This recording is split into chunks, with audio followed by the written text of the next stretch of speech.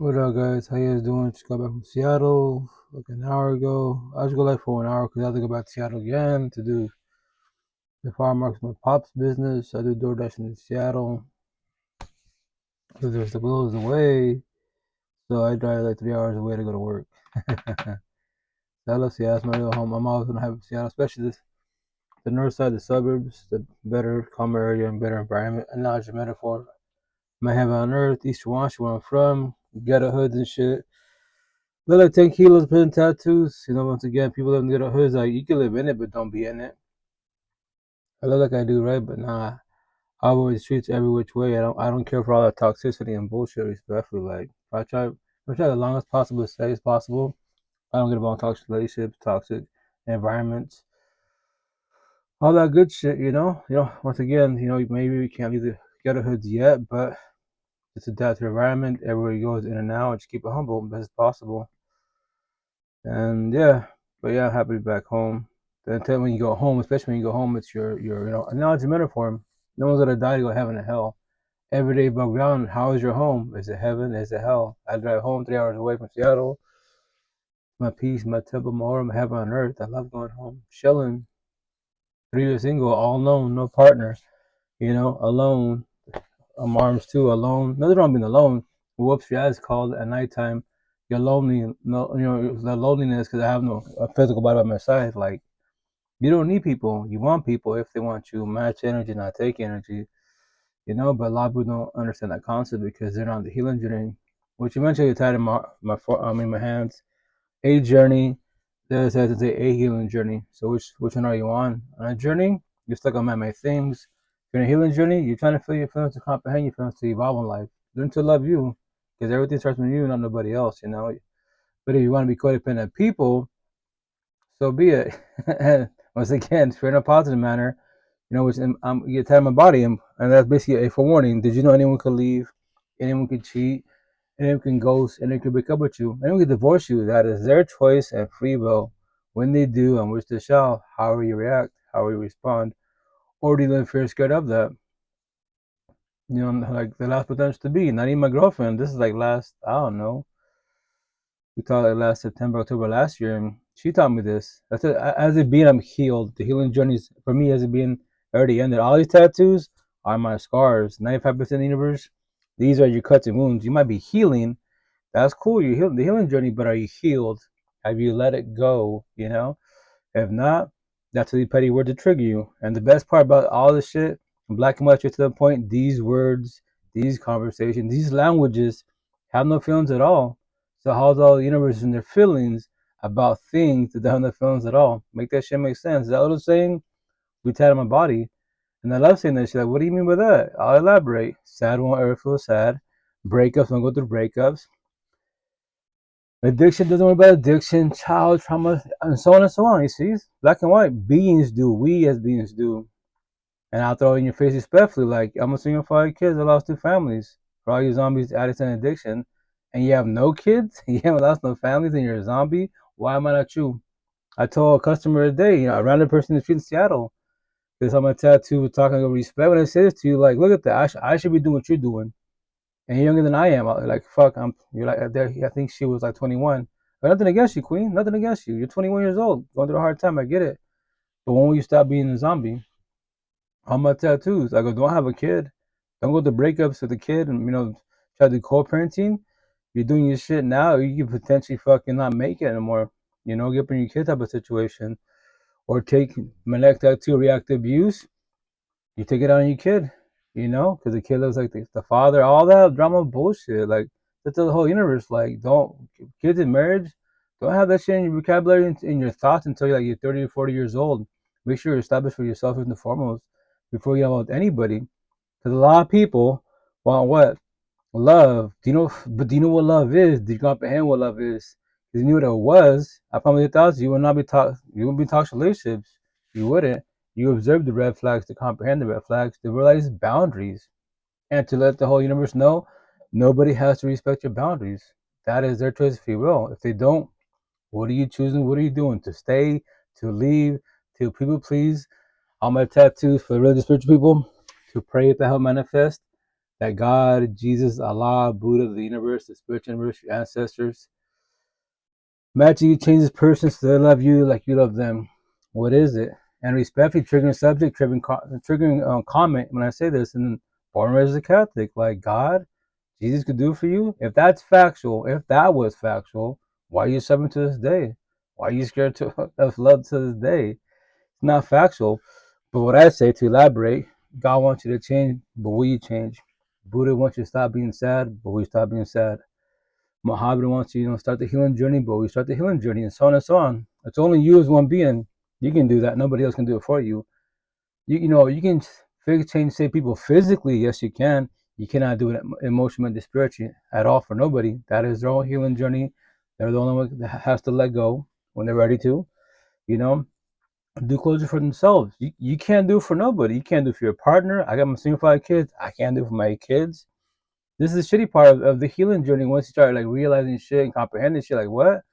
Like, yeah, I can't do it for none of my kids. They're gonna probably suffer like I did, or potentially more. But the positive in my situation, I get to talk to them if they want to talk to me. Because remember this: the worst people you start with your words is your partners and your kids, especially your kids. But it's not ever too late. And I tell all my kids, you don't have to talk to me, hurt you with my words. But I do my podcast. You can watch my shit on Spotify, which I have to catch on my Spotify and YouTube. I'm only one person. I'm only one person doing all these one-on-ones, all these platforms, 9 cell phones. I don't have to be here on my tattoos. I don't have to get my tattoos. The black and white words, all about the healing journey. But once again, I tell the whole universe, if you want to work in yourself, start the healing journey. If you want to evolve in life, nobody has to evolve in life. That's why everyone in the healing journey, you're trying to evolve. You're trying to feel your feelings. Trying, A for effort. Everyone in the healing journey, the codependent man-made bullshit. Race, religion, politics, COVID, high value men, all this man-made bullshit.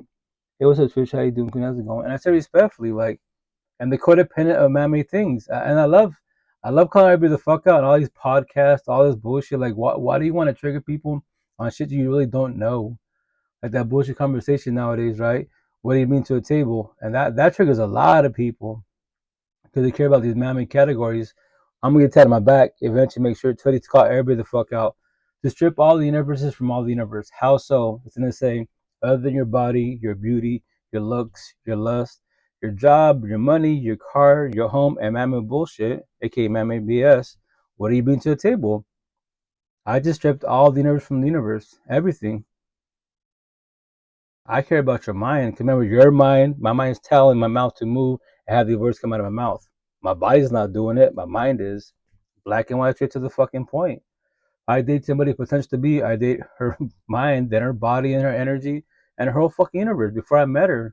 That's what I thought people all this, like, people want to become one, exchange energy, be a couple. Like, you do old school ways and traditional corny ways. Like, dude, like, you got to ask these correct questions. Like, before what do you do everyday life?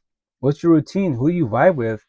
Because you date them and all the universe, their family, their friends, their social media, the coworkers and bullshit. Like, he actually get along with the whole fucking universe, not just, oh yeah, they're cool as a being, but I don't like the mother, I don't like their best friend, I don't like the coworkers, they're from the ghetto hoods, I don't like the environment.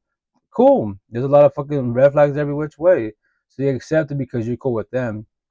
Fuck it. I pray for you guys. be miserable. Bicker about bullshit before you met them. And that's on both sides, man. That's why it's energy. It's all about energy. And that's the shit for everybody, but a lot of people don't know this conversation. That's what just tell stories. That's once again, like, fucking 3 years single chilling. Right? Whatchamacallit. Yeah, once again, I just try to be cool with everybody best as possible, and I don't deal with toxicity. I won't ever deal with toxicity. Why?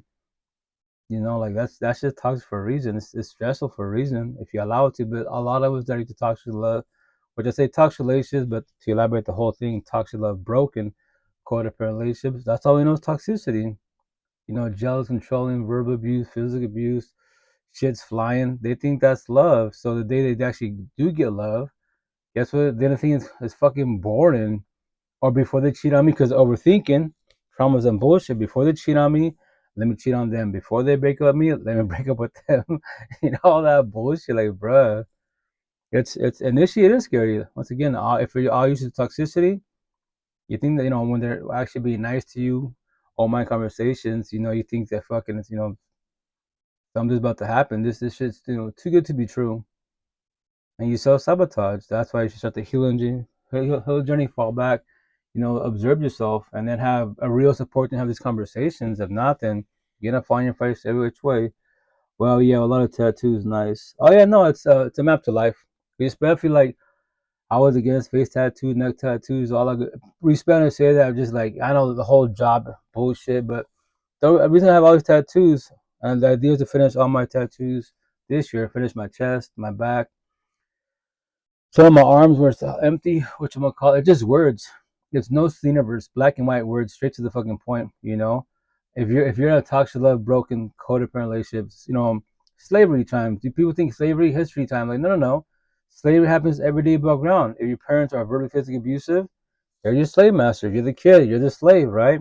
If you're in toxic love, broken, codependent relationships, whoever most narcissistic, the bad boy, fuck boy, fuck girl, they say my tattoo, they're slave masters say fuck your feelings and you're too empathetic, then that's an natural. You're the slave, you won't match energy. You will not match energy because that's being mean, that's wrong to sin. So you won't say fuck the feelings, and you stay to be submissive, and you pray for manifest. A higher source magic, yeah, but I was you. I won't ever do that shit again. I don't need a partner. I want a partner. If you want to become toxic, I tell her potentially day one. You see that door right there, babe, queen? I can leave, you can leave. What? Whenever you want to. That is our choice and free will.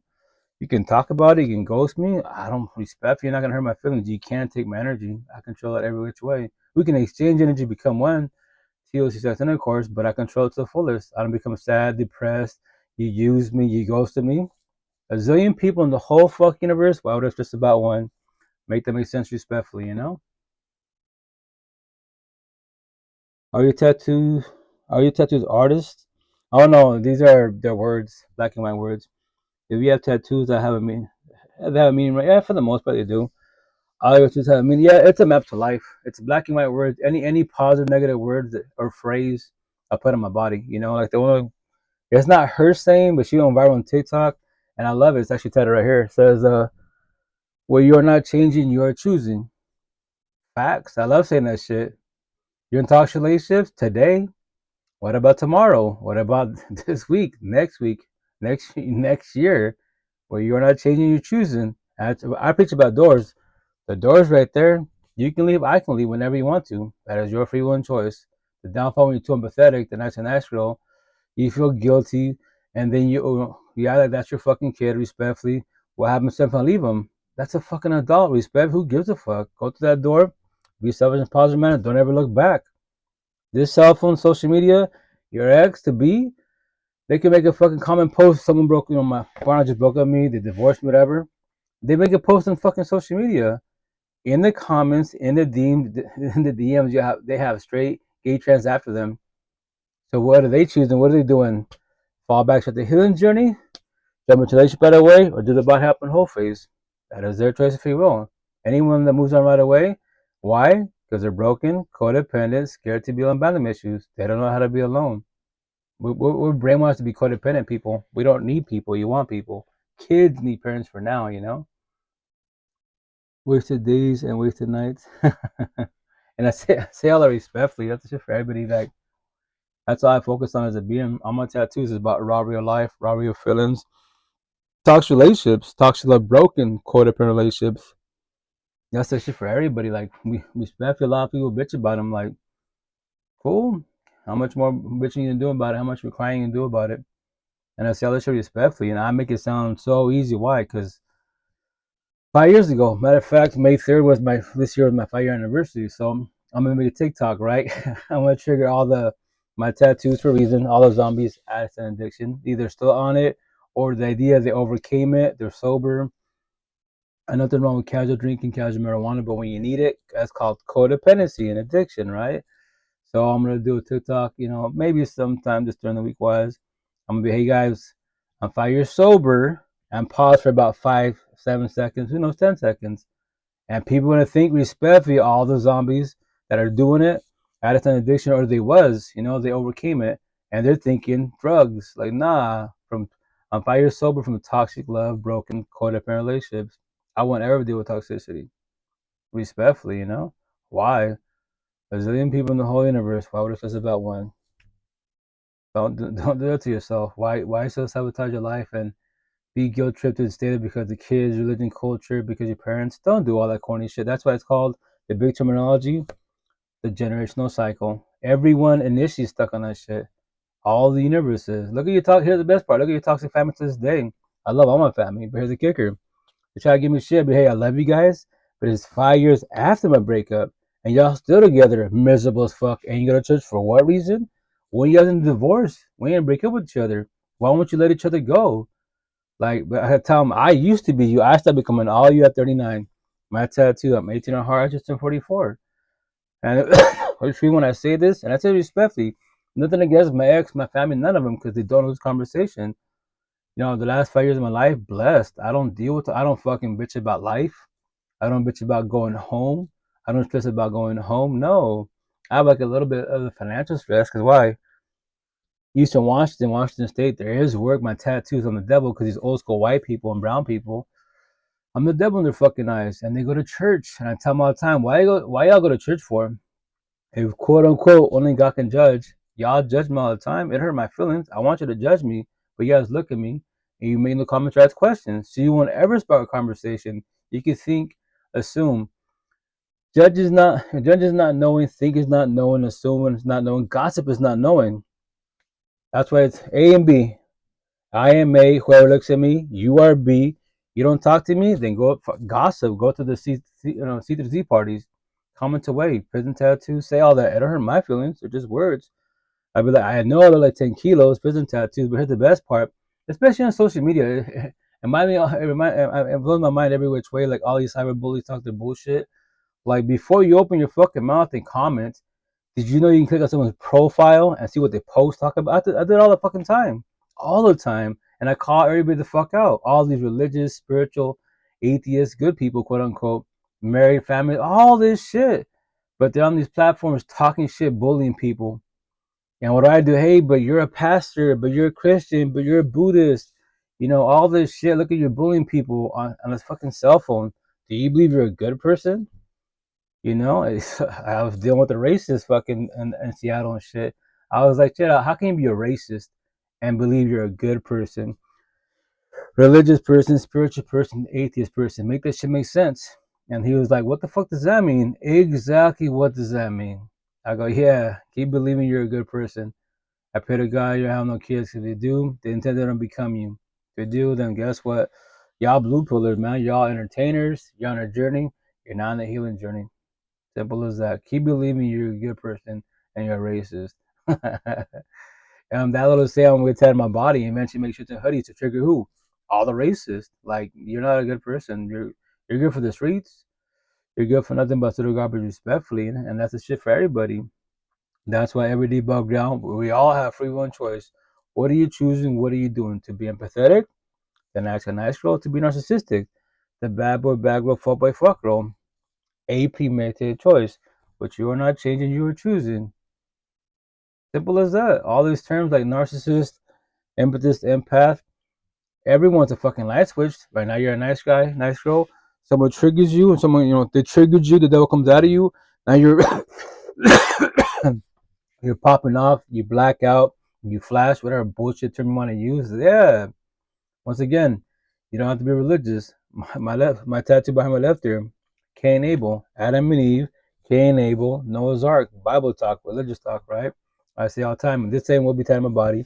We can all become Cain and take our brother Abel out, emotionally, mentally, spiritually, physically, because we got triggered by words, feelings, conversation, and truth. A premeditated choice. You can catch a case over fucking words. Feelings, conversations, all types of shit. And now you're catching the case. Now you're fucking spending time over the word bitch or the word being racist and all shit. Yeah, catch a case. And what are you gonna do when you're locked up with other people that are too narcissistic and they're doing years to be? You can't do shit behind a fucking cell. And that's the shit for everyone in the universe. These words have no feelings at all. None of these words, none of these conversations, none of these languages. Like Buddha says, if you don't understand a language, all you hear is noise. So why do you let noise bother you? And it's facts. I'm walking, now that I'm studying Buddha, right? You don't have to become a Buddhist, none of that stuff. Me, I'm by religion. Also, I'm trying to study all these spiritual leaders. Like, okay, what do they teach? What do they believe? All the great jazz, right? What I preach about. I'll mention higher source here and there, but I don't sit on it because everybody has their own beliefs. My belief, what I preach more, once again, raw real life, raw real feelings, and toxic ass relationships. That's what I focus all my energy on, because you can have all money, power, and fame, and then you're in a toxic relationship, and then what does everybody do? Like I did, play the role of victim, tell a sob story to the whole fucking universe. Boo-hoo me, I'm being mistreated. I'm the one that tells you, well, did you know there's a door right there? Every day above ground, everybody goes to fucking doors. The doors that we all bitch about is our homes. You have nowhere else to go to. I know it's scary. It's gonna suck leaving. The guilt trip. I get it. I was you, but you can stay there. You could definitely stay there. Try tomorrow. Try next week. Don't stay longer than you're supposed to, because if you do, and once again, no one said this shit, and I'll say all the time, it's fear in a positive manner, a forewarning. Nobody has to comprehend. Because what I say, I preach about higher source and beings. We're all communication. We're all messengers. Nobody has to comprehend nobody at all. You have your beliefs, I got my beliefs, and so on and so on, right? But when it comes to toxic relationships and relationships in general, but toxic relationships, to forewarn you, right? Fear in a positive manner, What do I say? First and foremost, the longer you are an individual, the more it's gonna hurt you. From both sides for sure, but whoever's more empathetic, then that's natural. It's gonna hurt you the most because you gave your all. As long as you did your part, you did your part. Remember that. Don't forget that part, right? But let's say they didn't. They didn't have to. Nobody has to. Like the Bible talk, in the very fucking first line in the Bible, it says, "In the beginning." That little saying, I'm gonna tat somewhere in my arms, or my chest, or my back, right? Eventually, make shirts and hoodies, so it'll attract all the religious people. Oh, that's the Bible. Like, yeah, it's this part. Yeah, it's definitely the beginning of the Bible, but that's for all of us. What do you mean? For all of us that start with relationships and it turns toxic, we all say the same shit. In the beginning, the relationship was so good. I'm gonna call you out. Like, yeah. So if it was so good in the beginning, when did it start becoming toxic? When was the red flags happening? And why'd you stay for so long? You know, everyone says the same shit in the beginning. Yeah, in the beginning was so good. I get it. I've heard that so many times already. So the intent each time a breakup happens, or they're really just about to fall apart, fall back, be alone, start the healing journey, have a real support team to observe all the red flags of your exes, every single one of them. I can't speak on your behalf. In this lifetime, how many boyfriend, girlfriends, whatever you're into, have you had? Dissect every single one of them, so then you can learn what are your boundaries, what's your love languages, what's your standards. And when you comprehend that, now you realize the potential to be. And then all your exes, my neck tattoo, all the red flags. And they potential to be, when I observed them, I realized boundaries. And I already know she doesn't have to, the potential to be, she doesn't have to respect my boundaries at all. She's like, well, I'm just jealous. That's just the way I am. Cool, the queen, if you're jealous, it's not going to work out. No hard feelings. It's over? It's over. I don't deal with jealousy issues. If I'm not jealous at all. At all. Yeah, you could quote unquote have healthy jealousy, sure. Because people pass boundaries. Yeah, but here's the kicker for the whole universe. Anybody that passes boundaries and they know you're in a fucking relationship, that boy and girl is not a man and woman. I don't give a shit how old they are. They're too narcissistic. They know you're in a relationship and they're shooting the shot. They're too narcissistic. My tattoos. If you want to use a big term, they're narcissists. Say the fucking word, but they're being narcissistic. Anybody can be narcissistic. But you can't call yourself a good person, a religious person, a spiritual person, an atheist person if you're fucking passing boundaries. And if you didn't know, you didn't know.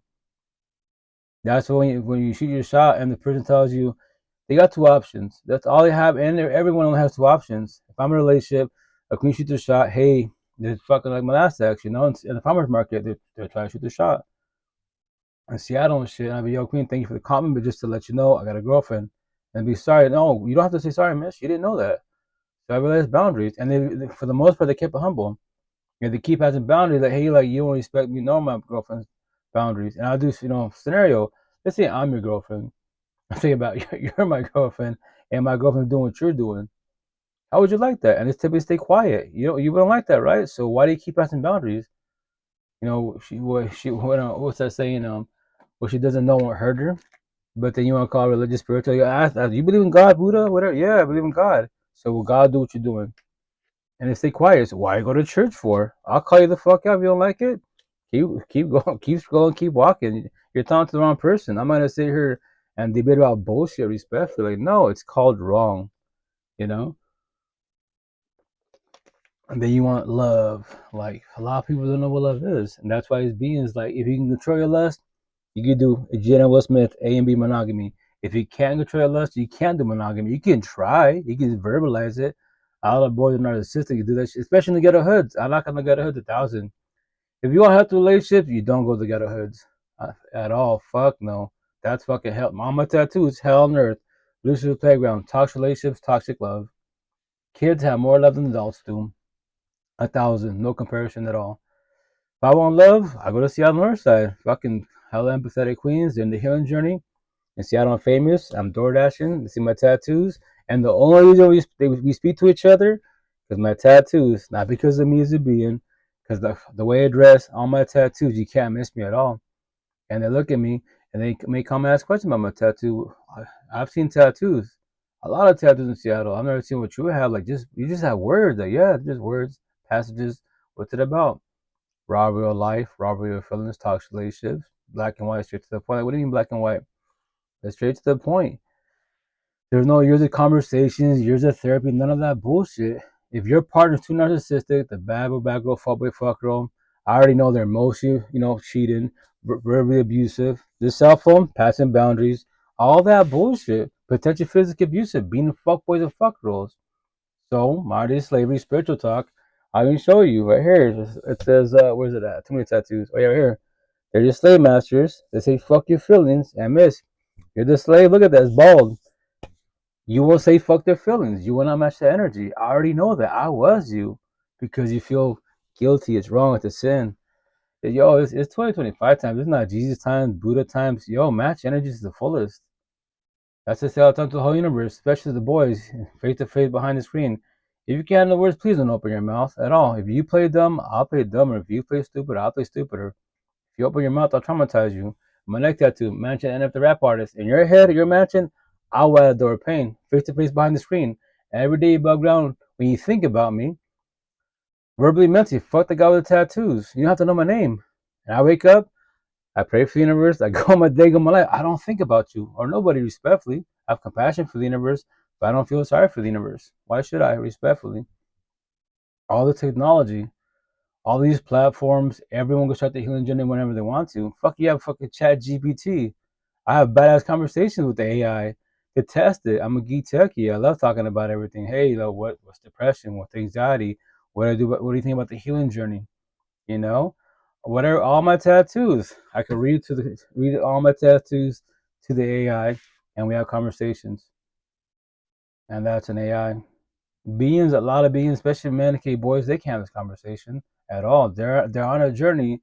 They can say I'm on a healing journey, but they're fuckboy bad boys. Yeah, you're on a journey. You're on a healing journey. You can say healing, spirituality. Say that astrology. I've heard every fucking term in the universe, man. The last 5 years of my life, respectfully, I've heard the terms prior, but I didn't care about the terms. Yeah, spirituality, healing journey, whatever. Brush it off because I was not. I was on a journey. I was on a journey until I was 39 years old. Born and raised a Catholic.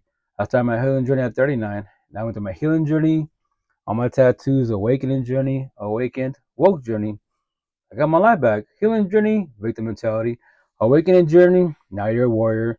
Awakening journey, now you're a survivor. Woke, we just tell stories. I'm not a victim. I'm not a warrior. I'm not a survivor. I was past tense. The old versions of myself. The intent in each lifetime, right? These new versions of yourself. Every time you go through a breakup, divorce type of situation, you become stronger and wiser. All this shit, you want the old version of yourself dead, or you want the old version of yourself back. I promise you 1,000, if it was possible to get the old version of yourself back, you would not want the old version of yourself back. Because if it was possible, you'd fall on your face again. You might not date your ex. It'd be another person that treats you like your ex, and it's the same fucking outcome. Because you don't have realized boundaries. You don't know how to say no. You don't know how to be mean to people. Versus psychology, because you're being mean to you. And spirituality talk, the spiritual universe, by you allowing it, you're being mean to yourself, hurting your own feelings. Make that shit make sense. That's the shit for everybody. Like, don't feel guilty. It's healthy narcissism. A lot of therapists constantly be that's wrong. Like, I don't give a fuck if you say that's wrong. I bully bullies because that person that they're bullying used to be me, and I know they gonna say shit, do shit because they're too empathetic. But that's a downfall of everybody. When you're too empathetic, what's your flaw? Like mine was, you're too empathetic, you're too nice, you're too gullible, or you're too nice. Called what? People pleasers. And all these bad girl, fuck girls. What are they? They're too narcissistic, too egotistic, they're too mean, too prideful, too greedy. They're called what? Destroyers. My tattoo. Black and white, straight fucking words. There's no years of therapy, counseling, heaven and hell. Whatever term you want to use is that my body. If you're the bad girl, fuck or too narcissistic, and you just say your partner is too empathetic, then that's a nice girl. He's negative, she's positive. He's the devil, she's God. Conscious, subconscious, all these terms. Straight to the fucking point. No years of conversations at all. At all. And on top of that, like, why are you doing the opposite track? Do you think it's gonna get better? And on top of that, how long has it been? You know, how long has it been? That's the shit for everybody. Why do you keep wasting your time with the wrong person by your side? You know, you and I cannot get nobody back what God Almighty cannot give it back to you. What is it? Love, time, feelings. When you comprehend that, why do you waste your love, your time, your feelings on wrong people around you, especially beside your partner? Make that shit make sense, respectfully. Hey, number one, how you doing? How's it going? Welcome to the live. I'm sorry? How are you? Oh, good, thank you. So you're just talking and vibing. I just got back from Seattle a minute ago. So I was like, cool, I'll do live for an hour and that's it. Then I gotta go home. I mean, I gotta go to sleep. Yeah. But yeah, I just talk about robbery of life, robbery of feelings, and toxic relationships. Hey, the number two, how's it going? You know? Yeah, because a lot of us want love, but we don't know what love is, you know? So we can say we know what it is, but how do we keep doing toxic relationships, you know? How do we allow it to get to that point? Yeah, you're right. 2 seconds, guys. Sorry about that, apologize. And once again, I just tell people just to forewarn people like that's what everyone's energy shifts with the person by your side. I'm single father kids. I teach all my kids and all young generation like you can have everything man made, money, power, and fame, college, everything, travel, Dubai, do all that. But the day you get in a toxic relationship, Right. it starts healthy, right, in the beginning, and it turns toxic. And if in that wise you're sad, depressed, PTSD, anxiety, your energy shifts. You get a text from the person that you love, and you're bumping heads and shit. It's amazing it's not even the phone. It's just this phone connects to us to the whole universe, every which way, you know. And that's the shit. Like I tell people to quit them about cell phones. You can block people, but I get it. When you're in toxic relationships, it's hard to block them, and then you unblock them because you want to see what they're doing, what they're posting, who they're talking to. Like I know I was you. That's codependency. The intent to detox from that. You don't need a partner. You want a partner if they want you. You know, match energy, not take energy. Easier said than done. Yes, I know. I make it sound so fucking easy. Because why? I'm healed. I worked on myself. I don't need a partner. I want a partner. You know, and that's the downfall of people. We don't know that. We don't know that yet, at least. That's why codependency. It's a big term that people don't preach about. I love to talk about it. Like, hey, it's addiction. I need them. She needs someone to be verbally abusive, physically abusive, a fuckboy fuck girl, and break your shit. You need that by your side. Awesome. Don't worry, I was you. You know? And that's the shit for everybody. Like that's you don't want that in your life at all. Love can't hurt. I'm sorry? I said, no, you don't want that in your life. Nah. Love, yes. Toxic love, no, at all. That's when we say these terms like, I used to say like fuck love, Love's for the birds. Like, nah, love doesn't hurt. If higher source is love, quote unquote, it can't hurt. It's highly impossible. Toxic love, that hurts every which way. You love somebody that doesn't love you back. Toxic love will cost you everything emotionally, mentally, spiritually, physically, financially, potentially even your own life. and I'll throw it in your face to the whole universe, a zillion people. And, I'm sorry? Mm-hmm. I was saying toxic love can kill you. Oh, yeah, no, well, yeah, your health is sure, and then if your partner's too narcissistic, and if they're, first and foremost, all the red flags are there. The emotional abuse, verbal abuse, and then the physical abuse, yeah. And then they tell you, hey, if you leave me, if I can't have you, nobody can have you. Guess what happens? You might not be here tomorrow, or you're forced to stay there for years to be. You won't call the cops or nothing, But all the red flags are there, But the downfall and I say respectfully, when you're too codependent of higher source, like God, Jesus, Allah, Buddha, like nothing wrong with higher source, nothing wrong with you as a being, as one being. But what about your partner? Don't matter if they go to church, read the Bible. That's A for effort. They're going. But actions speak louder than the words. And do you believe God, Jesus, Buddha, the universe would be verbally abusive, physically abusive? I doubt it very much. So why do you have that person by your side? They're not good for you at all. And I'm not saying don't be attracted potentially to be, at least the idea is to have some type of attraction to them, physical attraction, but it's the mental. That's why I like I hype up Buddha, because he preaches about, which I've been studying him for 3 months now, mind and body. I preach about mind, body, and toxic relationships. Because once again, religious, spiritual, astrology, whatever your realm is, whatever your gift is, nothing's wrong with that. It's the person by your side that's gonna be the problem. And then you question you're gonna toxic relationship. You're gonna question all your beliefs. You're gonna question God. You can question him out if you want to, but in reality, you question yourself out, because not knowing, because you're just on a journey, not a healing journey. You did it to yourself. You allowed it to happen. I know it sounds like a harsh triggering. What? I did it? Well, you're on a journey. You're not a healing journey. You've done this terminology. You've done these conversations. That's the shit for a lot of people. And when you start doing the healing journey, like, oh shit. But here's the kicker: when anyone tells you choose better, I'm gonna get tied on this and say choose better. Dot dot dot. How can you choose better if you don't know better? And what does everybody do? Blame your caregivers, your parents. My parents should have taught me this. My family should have taught me this. How can your parents teach you better if they wasn't taught better?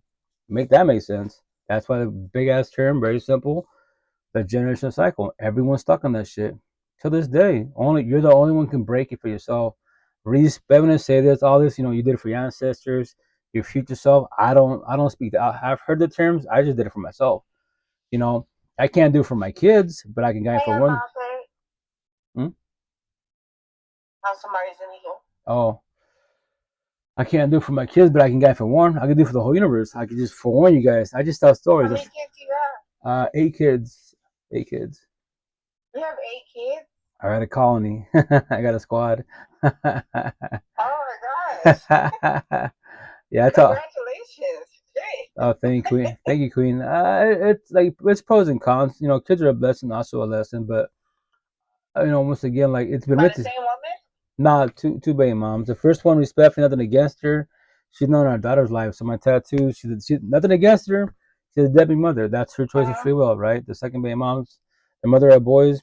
We do co-parenting because I worked on myself. That's I've all these tattoos. I've always tattooed for a reason, but the main one's my collarbone. I told her it's an oxymoron. I love you for leaving me, because 5 years ago I started my healing journey, and I fell back alone, had a real support team. We talked about all these conversations, and then you told me the same thing. Like, I'm gonna tell you what my beliefs, what I'm teaching, what I'm saying. You don't have to comprehend me. Nobody has to comprehend nobody. That is your choice of free will. But as long as you're patient enough, open-minded enough, we have these conversations. And that's what I would sit there and listen. Like, okay, that's pretty intriguing. Let me work on that. That's the cool thing about people. Like, you can always learn from others. You don't have to comprehend nobody. My situation, I'm not a Bible thumper. You have to change. You have to work on yourself. You have to leave. You should want to leave. You should want to change. That is your choice if you will. You know. And me as a being, I won't give up on you. I won't let you drown, because that's the worst part when you're in the healing journey, trying to start it.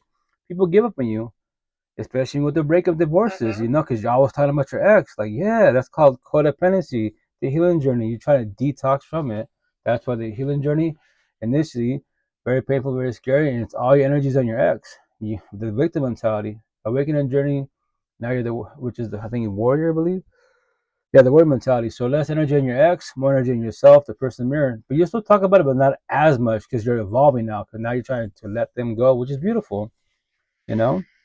And then eventually you could do co-parenting. So what's your belief? What's my belief as far as like higher source or? Yeah, higher source. Higher source. I'm born as a Catholic. I believe there's a God or higher source, but respectfully, I don't know. So I just use the word idea and faith. Okay. So me personally, when I pray to all these spiritual people like God, and then you have Jesus, you know Allah, God, same terminology, right? But some people get offended. No, that's God. It's a tongue. That's all it is. Arabic to English, God, Allah, same difference, right? Respectfully.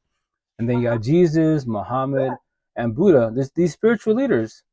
They were just telling stories. They were just telling stories. Let's say scenario Jesus was, God's son, and he had these special powers where he could do like these little miracles. But I do believe. Okay, which is cool. It's another name for me. Right. It's another name for me. Right. So. Right. I speak Hebrew. Right. Correct. Which is cool. And once again, like I tell people, I don't knock on that at all. Like, let's say scenario, but me as a being, I'm not gonna sit there and waste too much energy and debate about things I don't know. I just know what he was trying to do is just tell a story to God for one universe, so they work on themselves. Like Christ consciousness, everything comes from you as a being. Like I can't do it for nobody. That's what I'm saying. Like we can say people physically, like scenario, Queen, you're in a toxic relationship, right? Physically, I can meet you, carry you somewhere else. Hey, I'll take care of you, and you have nowhere to go to. We'll find you a spot. But if you're trauma bonded, stuck on your ex still, the codependency part, I'm not gonna be surprised you go back to him or her, whatever you're into, right? I'm not gonna be surprised. That's called trauma bonds, addiction. Yeah. That's why I would back that too, right? I'm doing like a cross with words, so it has God in it, Jesus. But on the left side, I gotta fill it in. It's gonna say vertically wide. It's gonna say trauma bonds equal twin flames equal soul ties equal addiction equal all letters codependency. Because I need my partner. Like I'm the one to remind you, like you need that. A zillion people in the whole universe, and you need that. Okay, I mean, I do a bunch of one-on-ones with a lot of queens, right? Every which way. And I tell them, here's a scenario. Queen, I heard your story. You king off some guys talk to me very, very little, but many queens. I heard you. He did wrong, verbally abusive, physically abusive, passionate about his cell phones. That's why I'm attacked for a reason. Right, physically abusive, a fuck boy. Right, but here's the kicker, right? In religious, spiritual, all that. That's cool. He preaches about that to people, but to you as a party, he's mistreating you, right? So I'm gonna give a scenario. You know, and that is take a leap of faith. Let's just scenario day one queen. I tell you, I'm gonna be verbally abusive, physically abusive, a fuck boy, past boundaries, smashing your mom and your best friend, and we'll still go to church on Sunday. Will you give me a chance? Typically 9 times out of 10, they'll say no, right? Which is cool. Say that because why? I'm telling you what I'm gonna do. But here's the kicker: it's a 50-50 shot. The idea scenario that if you know your boyfriend, husband, how they're treating you, right? And if you take a leap of faith, and it's a 50-50 shot, either I mistreat you like him, or I shoot you with love because I worked on myself. You don't know that till we actually try to shoot a shot type of situation and do this, right? So the idea, if you should know your boyfriend, husband, what he's doing wrong. So when I start doing wrong, what should you do? Realize boundaries. The doors where you can leave, or do you stay there, pray but have manifest that I changed my ways? And then here's the best part: you told me no, you wouldn't give me a chance. So to call you out respectfully, how many more chances are you gonna give him? And you just told me everything he did wrong to you. So how many more chances to call you out? So how many more hours, days, weeks, months, years, babies to be we give him? So you want to take a leap of faith with myself?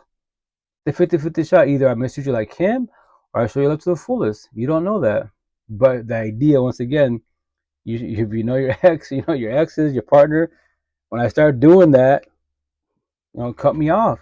A zillion people in the whole universe. I was just about one, But I get it. Codependency. I feel the guilt. Like I'm not your kid. That's to tell the whole universe, especially all these adults, right? Even if you're 18 and above, you're still an adult.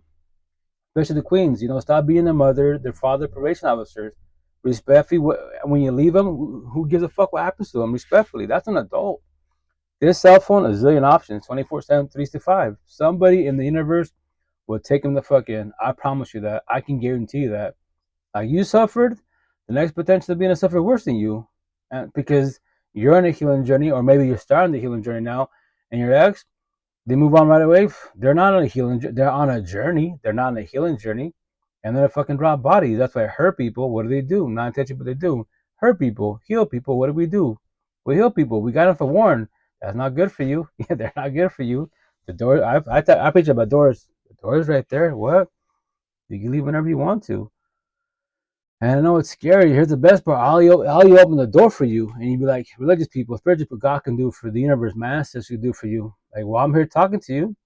I open the door. I'm the messenger. God's the messenger with communication. Only you get the comprehension. You ready to leave? What? Are you ready to leave? When? Whenever you want to. Today, tomorrow, 10 years from now.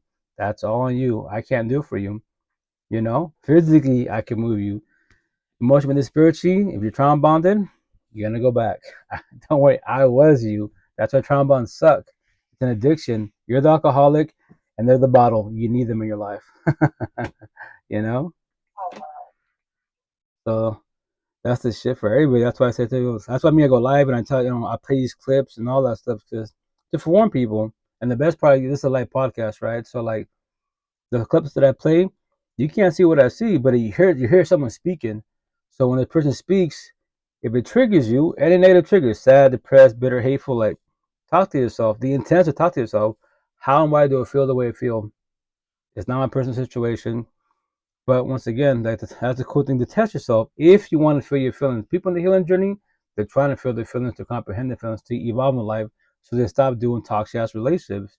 They don't want to let that shit get to that point. I've been 3 years single. There's been like two potentials, but the downfall of my situation, my energy is too strong. I'm blunt. I don't hold back. If let's say they're going through it, I'll hey, like, babe, it's your father, it's your cousin, it's your ex. Why do you keep talking to them for? You don't have to. You can keep it common courtesy. You can push away, cut them off.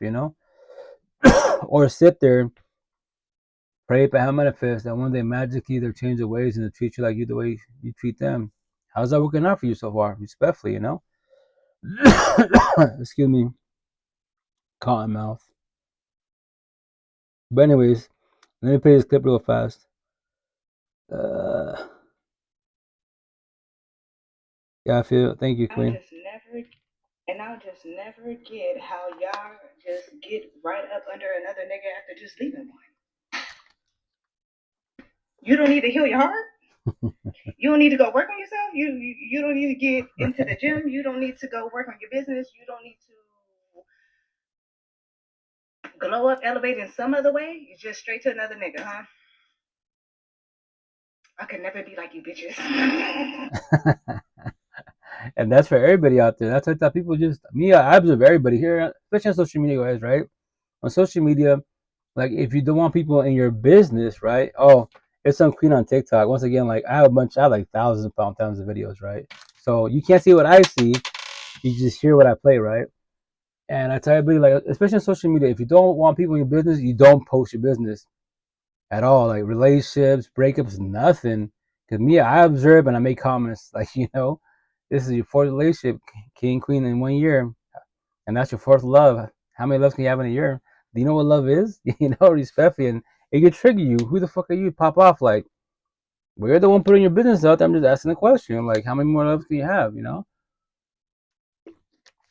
Show up fallbacks with the healing journey. Date yourself to get to know yourself. So you know what your boundaries are, what your love languages are, your standards are. If not, in this lifetime, how many bodies you going through till you finally figure out what love is? 1, 2, 20, 30, 100,000. You got 10,000 bodies if you want to. But I love everyone. Some people I meant to stay. Oh yeah, no, which is cool. We can have love for the universe, but I tell people all the time, like, the last potential we should taught me this. Like, getting married, the last dying breath, go with each other forever is not factual. Because one day you can wake up, they can wake up. It's not just like that. It's gradual over time, but it's red flags. Less text. That's your partner you love, quote unquote, whatever, religious, spiritual, whatever you believe in, right?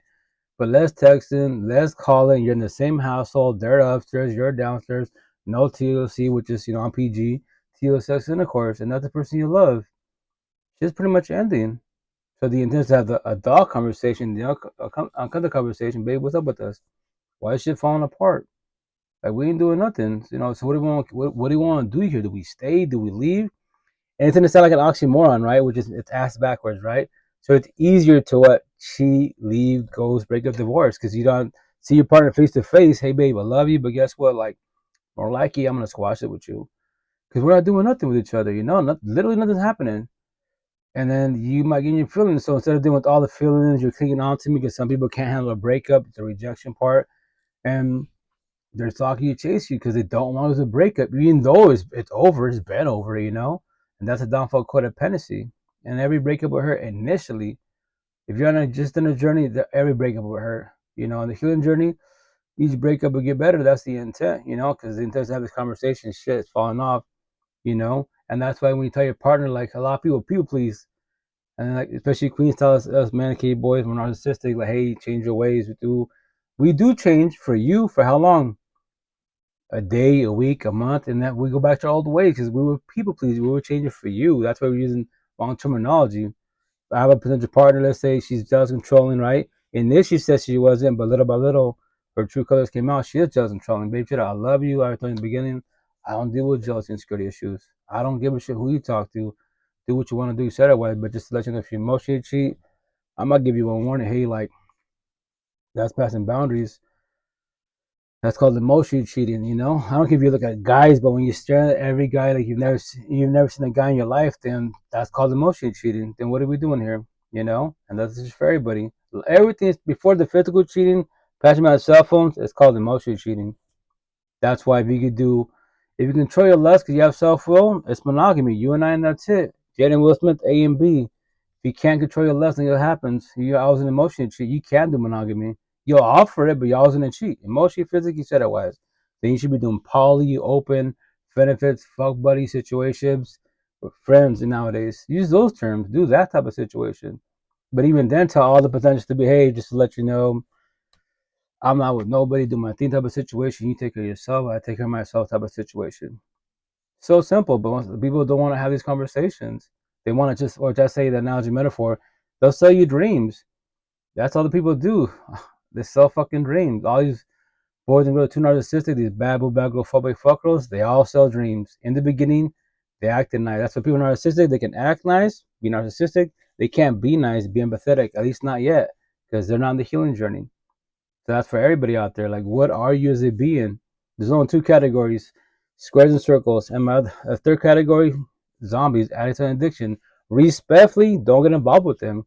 If you're a sober person, don't matter if you're my tattoo's a square, empathetic person, you're a nice and natural, or you're a circle, narcissistic, bagophobic fuck roll, but you don't fuck with drugs. Then guess what? Don't fuck with zombies. Or this, once again, a lot of zombies, they're addicts and addiction.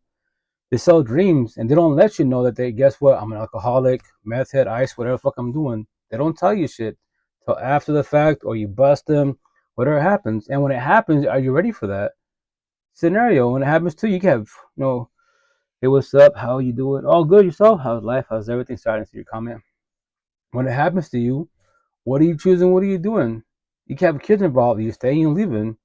I do this scenario all the time. If I have a potential partner, and let's say 2 years in, everything's lovely dovey, everything's phenomenal, and we have, let's say we have a kid type of situation, and come to find out, walk in and she's fucking, she's alcoholic, doing her drugs and bullshit. But me personally, I'll drop like a ton of bricks, no remorse.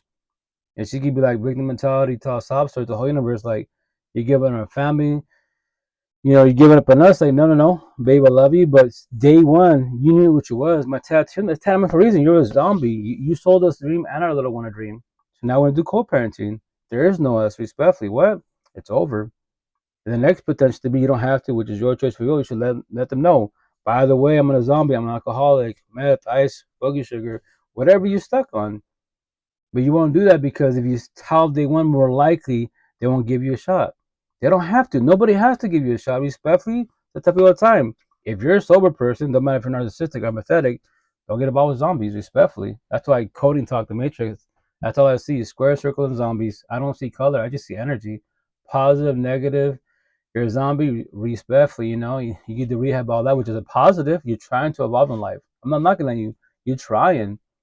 Detox from that shit. It's not good for you or nobody at all, especially when I have kids, marriage, and families. How can you say you want to have kids, family, and friends, and you're a zombie? You need to love yourself. Look what you're doing to your body, physically, emotionally, spiritually. You got some fire tattoos. Oh, thank you. It's black and white words mapped to life. I did it purposely to get people's attention, not because I need attention, nothing like that. Nah, just to get your attention. If you look at me, and everyone has a right to judge. Judging people is communication. Now observe people and study them to what? Comprehend them. excuse me, everyone preaches about communication. That's only half the shit. Like the Queen tells, a lot of us men, right?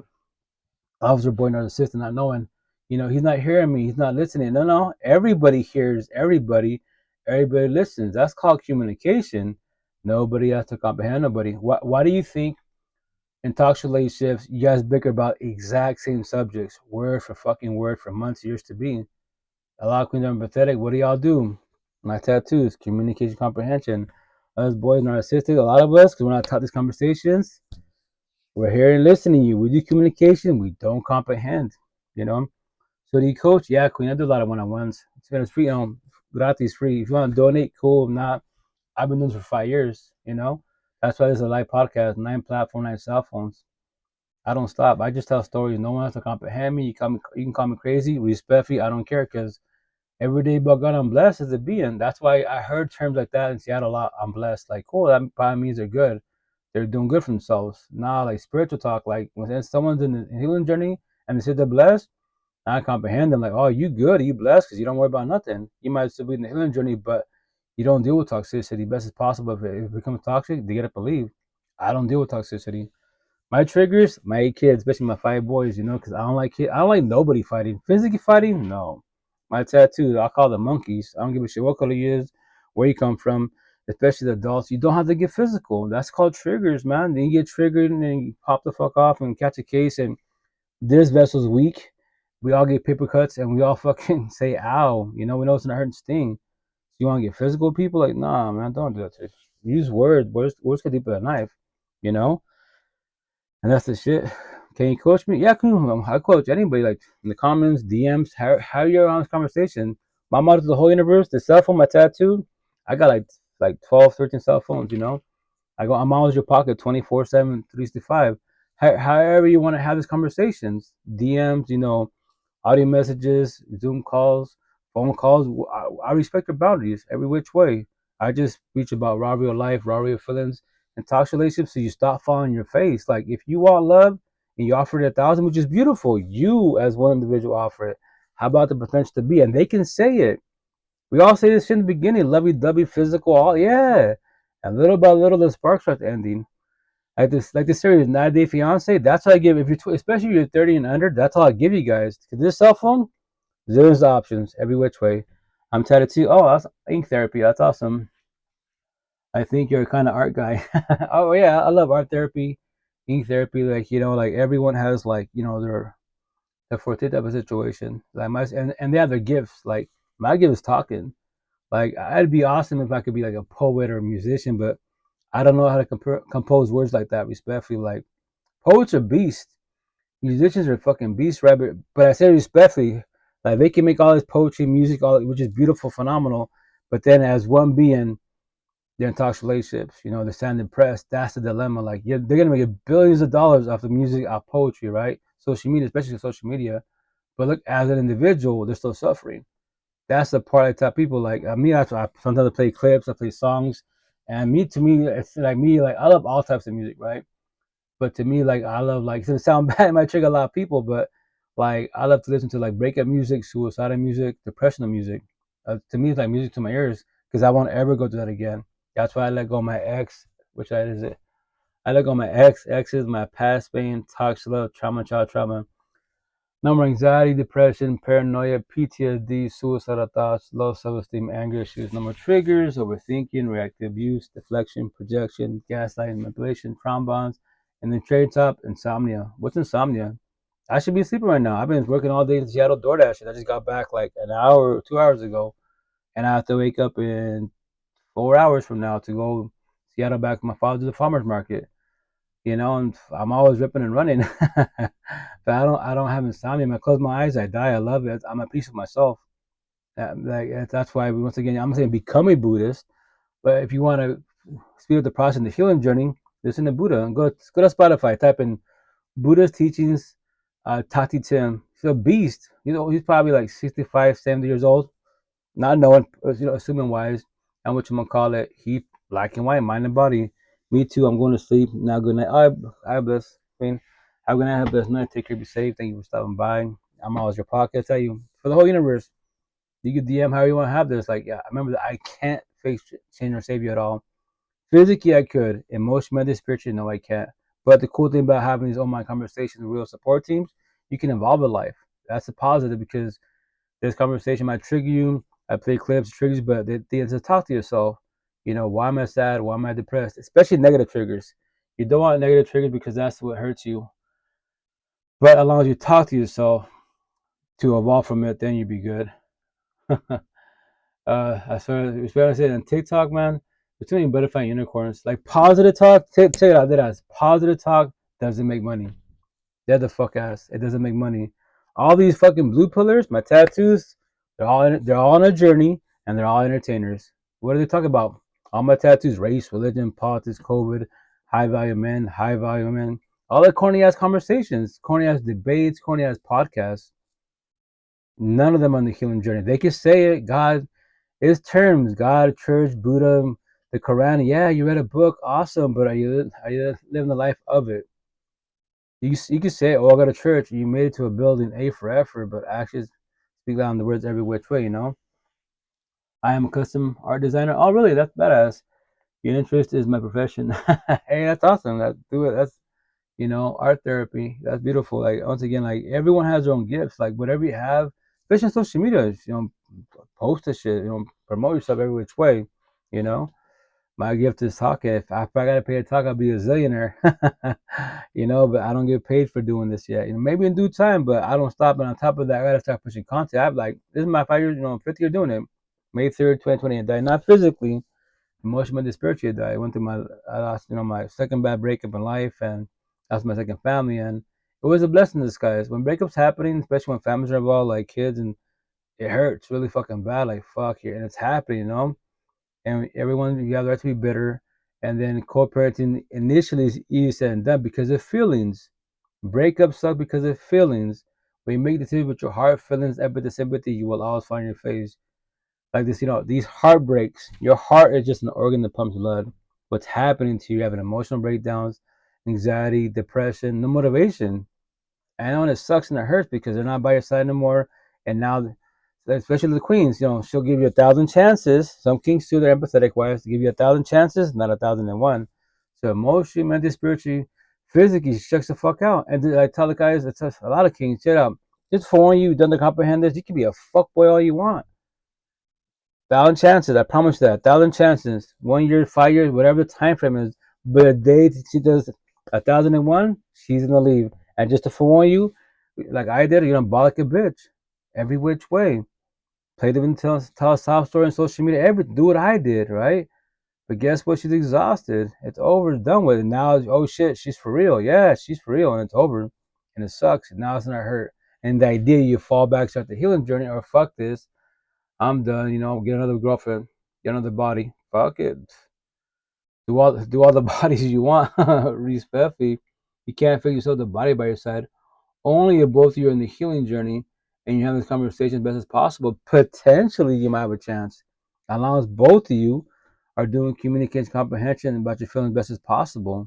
And it's a two-sided relationship, not once. If it's one-sided relationship, shit's over. Dead the fuck ass. What are you doing there? You're literally talking to a wall. They're hearing you and listening to you. They're not comprehending at all. Your art with all those tattoos would look fire. Thank you. Yeah, it's once again an attention getter. Like the idea is to finish all my tattoos this year. I might potentially, with a high potential, do my knees because 2 years ago, my son's birthday was last month. I think it was like April 29th, I got a bad car accident. It's not my fault. It's fucking. If I do my tattoos on my knees, that'll be probably the last tattoos. It'll say the idea, right? It's gonna say zombies, Paco and Taco 2120. That's for how old they were. And when people are like, what's that? Who's that? Like, well, fucking Paco and Taco, the two brown boys from Eastern Washington, were fucking drunk, potentially on drugs also. They drove on the wrong side of the freeway for about half an hour. And we played bumper cars. We bounced off each other. No broken bones, but I got bruised bones. And this fucking pain from my knees, my ankles, and my lower back a little bit. I married shit to my last dying breath. And every time I say, ow, what do I think? Verbally, mentally, fucking Paco and Taco, these fucking zombies. They didn't kill us. They hurt us. Maybe the next time, the idea they did fucking, rehab and bullshit that they detox. They stop doing the bullshit. But no, I'm 1,000. I don't hold back. I don't hold back at all. And so I tell the queen the potentials. If you was or you are a zombie and as an addiction, why do you want to be with me? I don't hold back. I say it. I respect the boundaries. But if I'm live in the street, people see my tattoos. Why do you have zombies? Well, read all of it. Says zombies, addicts, stuck in addiction. Why? I call them zombies. I don't deal with zombies. I'll be their real support teams. All the circles, all the zombies, just narcissistic people, and zombies are addicts and addiction. I'll be the real support teams. I'll be an associate. If they're not too toxic, their environment is not too toxic, I'll even call them a friend. To date them respectfully, fuck no. I don't care. Beautiful, exotic, billions of dollars queen. Your dollar doesn't talk to me. Your body doesn't talk to me. Your mind does. You're not in the healing journey at all. Look at the life you live in. Yeah, you know? How does that sound to you? Oh, sorry. Your art with those look fire. How does that sound to you? Oh, me personally, I don't spend money on these platforms. Like, I know you're probably talented. You know, if I had money, sure, maybe, but I don't. Cause I'm a single father of kids. And what's money? Especially what's money, man? Like that's my little financial slight stress, the stability part. Like everything else in life, I'm blessed as a being. But and I tell you, thanks for the offer. Maybe in due time, if I have more money, sure. I love art therapy. You know, I love poetry. I love music. Because the best part, they're just words, but these words have no feelings at all. To remind the whole universe, nobody says that shit. So if anyone says that, tag me in that. I would have to speak to them because that lets me know that in the healing journey, maybe they're awake and woke journey, they're on my level, my standard type of situation. We have these conversations, but I don't need people. I don't need nobody at all. Like I have my kids. I don't need my kids. I want my kids.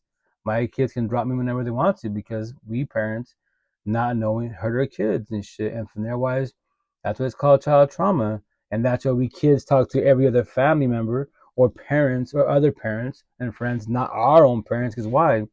Trust and loyalty was broken. That's why. How can you say your parents right? I love you, and you're verbally abusive, especially physically abusive. But I love you. My tattoos, all you physical parents, you're the slave masters. Your kids are the fucking slaves. And I go to church, Allah, Buddha, the universe. Like, really? Really? Okay. you know? Don't worry about the money. Oh, yeah, I tell you, like, that's cool. You can DM me if you want to, we can talk more, definitely. But, excuse me, like, it just knows the universe because I want people to work on themselves. But once again, I'm not a Bible thumper. You have to start the healing journey. You have to. No, you don't. No one's gotta do shit. No one's gotta do shit. But I will say this: you'll have a better, positive life and a less stressful life if you're in the healing journey. Because now you stay observant of people's energy. You don't gotta talk to nobody in the universe. That the fuck has all the red flags are answered in front of your face. That little line, my real support, tell me that shit fire goes. What do you mean? You don't see what I see yet. Evolving your healing journey. Maybe in due time you'll comprehend that sentence. But they're telling me the same thing. I attended lab workers for 88 days, mama tattoos. All the answers, all the red flags answered in front of your face, literally in front of your face. And you don't have to tell nobody. Study the eyes, the facial expressions, the energy, the way they treat others, the way they treat themselves and their environment. That tells you everything about an individual, and you never say hi to them. Like, really? Yeah, and I comprehend that. You can pay in installments as it will be flexible to you. Oh yeah, just I tell you, let me know, see what's up, most definitely. And that's for everybody. That's why I tell people, I preach about it. It's the person by your side that everything will shift in a positive manner or negative manner.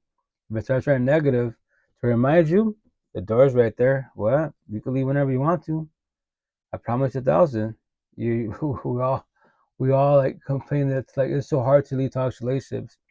It's really easy. You leave them every day. You got to go to work. They go to church. They got kids, whatever the fuck it is.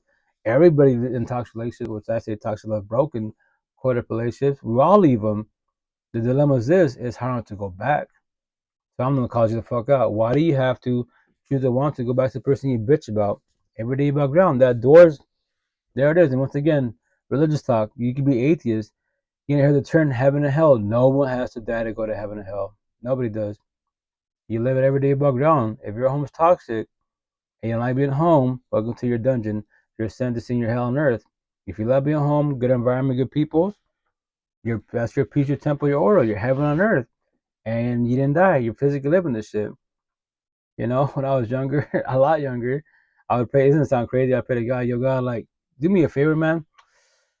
This universe is fucked. I don't want to be here no more. I'm done. Like, let me fucking go to sleep and out with my eyes. And I wake up, fuck, I'm still here. I'm glad I'm still here. You know, that's what I'm trying. You know, I say all the time, if I'm trying as long as possible, like 100 plus. You know, that's why me as a being, I observe my environment, everybody around me. That's why I live in the ghetto hoods, but I'm not in it. You don't see me in the bars, club, house parties. You don't see me in the streets. If you see me in the streets, in and out.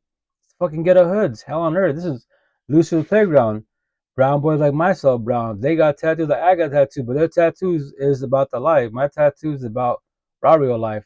We're totally opposite, you know? That's in Seattle, they'd be like, man, when I first see you, like your looks are very, very deceiving. But I hear you talk to, you know, the employees there, you know, because I'm doing DoorDash, or the people just bullshitting with them. Like, yeah, I know they're deceiving, but it's just get your attention. You know, I'm sorry for judging. You don't judge me. I want you to judge me. Judge everybody. You have the right to judge everybody. It's communication. Now, what you do? You observe me and study me, and now we're talking. You know, and then you're talking about my tattoos. It's an attention getter for a reason. Like in Seattle, I'm famous. A lot of queens take pictures. Gotta take pictures. Yeah, do your thing. Take pictures. You know, you got social media. You know, what app do you want to talk on? You know, where do you want to follow me? We're talking vibing. What do we talk about? The healing journey. That's what I'm saying. And I finding that I control. In Seattle, the north side, the suburbs, I have thousands of options in Queens, thousands. But when I say this, like I don't shoot my shot. I stay quiet. I stay observant. I'd rather have Queen shoot her shot because that lets me know she's more interested than the others. You know. So, because guess what? That's that people like, and I get it. There's a lot of queens that are very introverted. They rather wait till the guy shoot the shot. Like, yo, it's 2025 times. It's not 1990s. You know, back in the day. Like, don't be shy. Shoot your shot. A simple question. Coffee. You know, you got social media, DMs. You know, that's just shit for everybody. But once again, you don't have to. But you will never know. Are evil, that is true. The inherent fact that men are evil, that is true. Like man as a whole is evil. Like just as an entity, a general idea. Men have inflicted violence and oppression on the world in ways that are irreparable. Like it's okay if we say that out loud. It's okay if we say that men are inherently evil. It's like it's not all men, but for some reason, always a man. Every time something terrible happens, always a man. Like 99% of the time. So I feel like it's a lot simpler than people may think. It's I don't hate my man, I hate most men.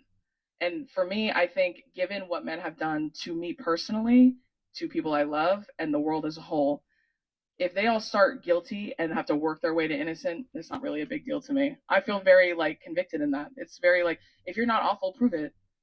Yeah. Quit talking about it and fucking do it. Because the men who complain that they really hate hearing like, oh, what about all men? Oh, all men, all men. A lot of this, not a lot of action. Respect that. Nothing against that queen, but obviously she's been traumatized, right? To say all men, all women, the big word all is true. You say a lot of men. I mean, I say all the time, a lot of men, aka boys, were narcissistic. We're raised incorrectly. We don't have these conversations. Why am I speaking the way I'm speaking? Because I did my healing journey. A lot of queens, not all women, a lot of them for the most part, are more empathetic. They do the healing journey, more open-minded, more patient, right? So any man, my terminology, boys and girls on a journey, men and women on a healing journey. That's my terminology. So boys and girls are narcissistic, especially a lot of boys, they're gonna do wrong. You know, emotionally cheating, verbally abusive, physically abusive, especially in the ghetto hoods. I fucking knock on the ghetto hoods a thousand in the ghetto hoods. Show me love in the ghetto hoods. They're the fuck out. Show me love in the ghetto hoods. You can't show me love at church. Cool, it's a building. The Bible, nothing's wrong with that. But it's the beings. It's the personal beings, single beings. A lot of queens in the ghetto hoods and are more empathetic, even though it can be toxic as fuck. And the men are keyboard narcissistic. And they go to church. I tell people all the time, A for fucking effort. Like, God, I'm born as a Catholic. If God, Jesus, Allah, Buddha, the universe, the spiritual, your ancestors could do it for you or for your partner, why the fuck haven't they changed for all this fucking time? And then here's the best part. For everyone that bitches about the partners, look at your parents. Look at all your toxic ass family. And they all go to church higher source. Still together, miserable as fuck. If you're in a positive manner, you want to see your future? Look at all your toxic ass family. You're 10 years old, one relationships in middle school, high school, Look at your family together, miserable as fuck. There's your future. 5 years from now, 20, your grandparents, 60 years from now, still together, miserable as fuck. Can't go to church for a reason, you know? Respectfully, man. You know? That's just, you don't do it to yourself at all. That's once again, like all these podcasts, be at each other's throats. Do that, most definitely, wise, and then say you're a good person. Like that's the terminology. Either you're narcissistic, the bad girl, fuck boy, fuck girl, or you're empathetic, the nice girl. But if you decide to do opposite track, then go do that. The downfall of people that are too empathetic, wise, the nice girls, like I was, we believe we're fixers, changers, saviors. Because why? What does everybody do initially? Especially the ones that are on the healing journey. We play the role of victim, tell a sob story. Boo hoo me. I don't have no parents. I got fucking abused. Went through a breakup that I can't see my kids. We all do this shit, right? And everyone does a victim mentality wise. And the ones that are too pathetic, why we sit there, we listen here, and we think to ourselves, you know what? Maybe I'm the one that can offer more love. And their ex did it, and the parents did it. You can offer it, but it's a kicker. Are they gonna match your energy? If you offer love, they match energy and they give love back, or they fucking do toxic love. You know, that's the shit for everybody. You know, but it's like don't do it to yourself. I'm chipping on my app because it's showing like the watermark. That's weird. Let me see really fast. I have the app, which I recommend if you want to. Like, it's called whatchamacallit, Snaptick. So it's an app I can take like IG, Facebook, Twitter, and TikTok. I can take people's TikToks and borrow it, and it removes the Would you watermark. let your girlfriend have male friends? No, absolutely. So, for example, this one, right? It's supposed to work. I'll do it really fast right now. This is after the conversation, and that's Bradley, I believe. Yeah, Bradley Martin. So he's social media famous, viral, all that good stuff. So got 3.5 million followers, 93.3 million likes on TikTok, right? So I'm taking that little clip. I'm gonna borrow it. The idea, download it, and it doesn't have the watermark. If it has the watermark, then it's because I have to repay for that. But the cool thing is, like, it removes the watermark, and I can put it on any platform. If I remember who it is, I can put like use another app to put like TT for TikTok and you know whatever his name is, Bradley Martin. To plug him up.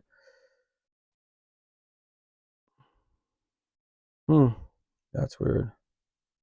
It's not working. Maybe because let me try this real fast.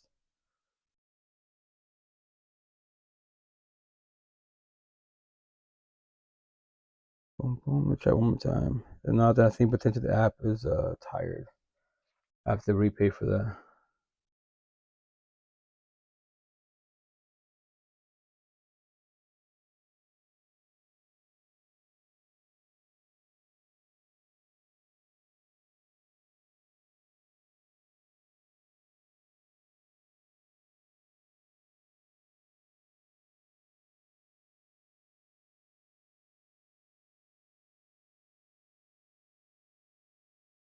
Two seconds, guys. Sorry, I'm trying to test this out.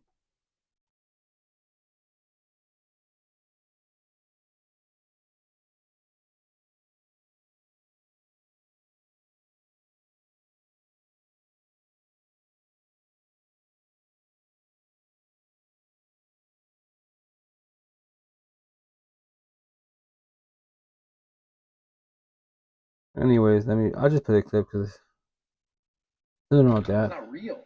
Anyways, Would you let your girlfriends have male friends? No, absolutely not. It's not real. In what group setting, if they're friends, that's fine. There's no need. She doesn't have enough girlfriends. You can't make enough I friends don't know. on her own. Yeah, like the only way that she has guy friends are like friends that are like they're like my friends that they see and they're interacting with them because like we're together. Got it. In those settings. Interesting. Do you think like would be like she's gonna be like I'm gonna go hang out with this guy. He's my friend. Like what the fuck are you talking about? I'm going out to dinner That's not with real. Joe. Like he's in town. Well, so. dinner's a little intimate. Yeah. Anything. I don't Dinner's- know. Go to dinner's the a park. little None of that is all Yeah. that's I would intimate. say one-on-one's a little intimate. But like, what if it was a group setting or something? So then with the that homies? dude's taking my chick out on a date with his boys. That's But like what I do. you for her. shouldn't. You Like, shouldn't come feel. over, baby. Me and my friends are hanging out. You shouldn't feel threatened though. Oh, Oh, look, she's trying to pull the insecurity card. That's crazy. Not insecurity. You shouldn't feel threatened. Would you let your girlfriend? Anyways, good subject, right?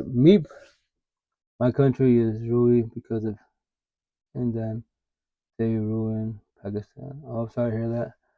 Whatchamacallit, me personally as a being, if I have a partner, which I don't, and she wants to chill with the guy friends, what's up, Coach? How you doing? And I honestly, I don't care. Here's the best part, and your friends and family give you shit. Hey, I know she's not cheating. Me as a being, I don't worry about if she cheats. If she cheats, that's her choice of free will. It's over. If you want to talk about it, babe, we could talk about it, but just to let you know, there is no us. What? Isn't this ain't the movies? This not maybe like your exes where sorry, kiss, make up. No, it's over. Simple as that. You know. For the most, like them wise, you can tell they're insecure. So like the guys can have female friends, but the girlfriend can have male friends. Like that's a lot of insecurity issues.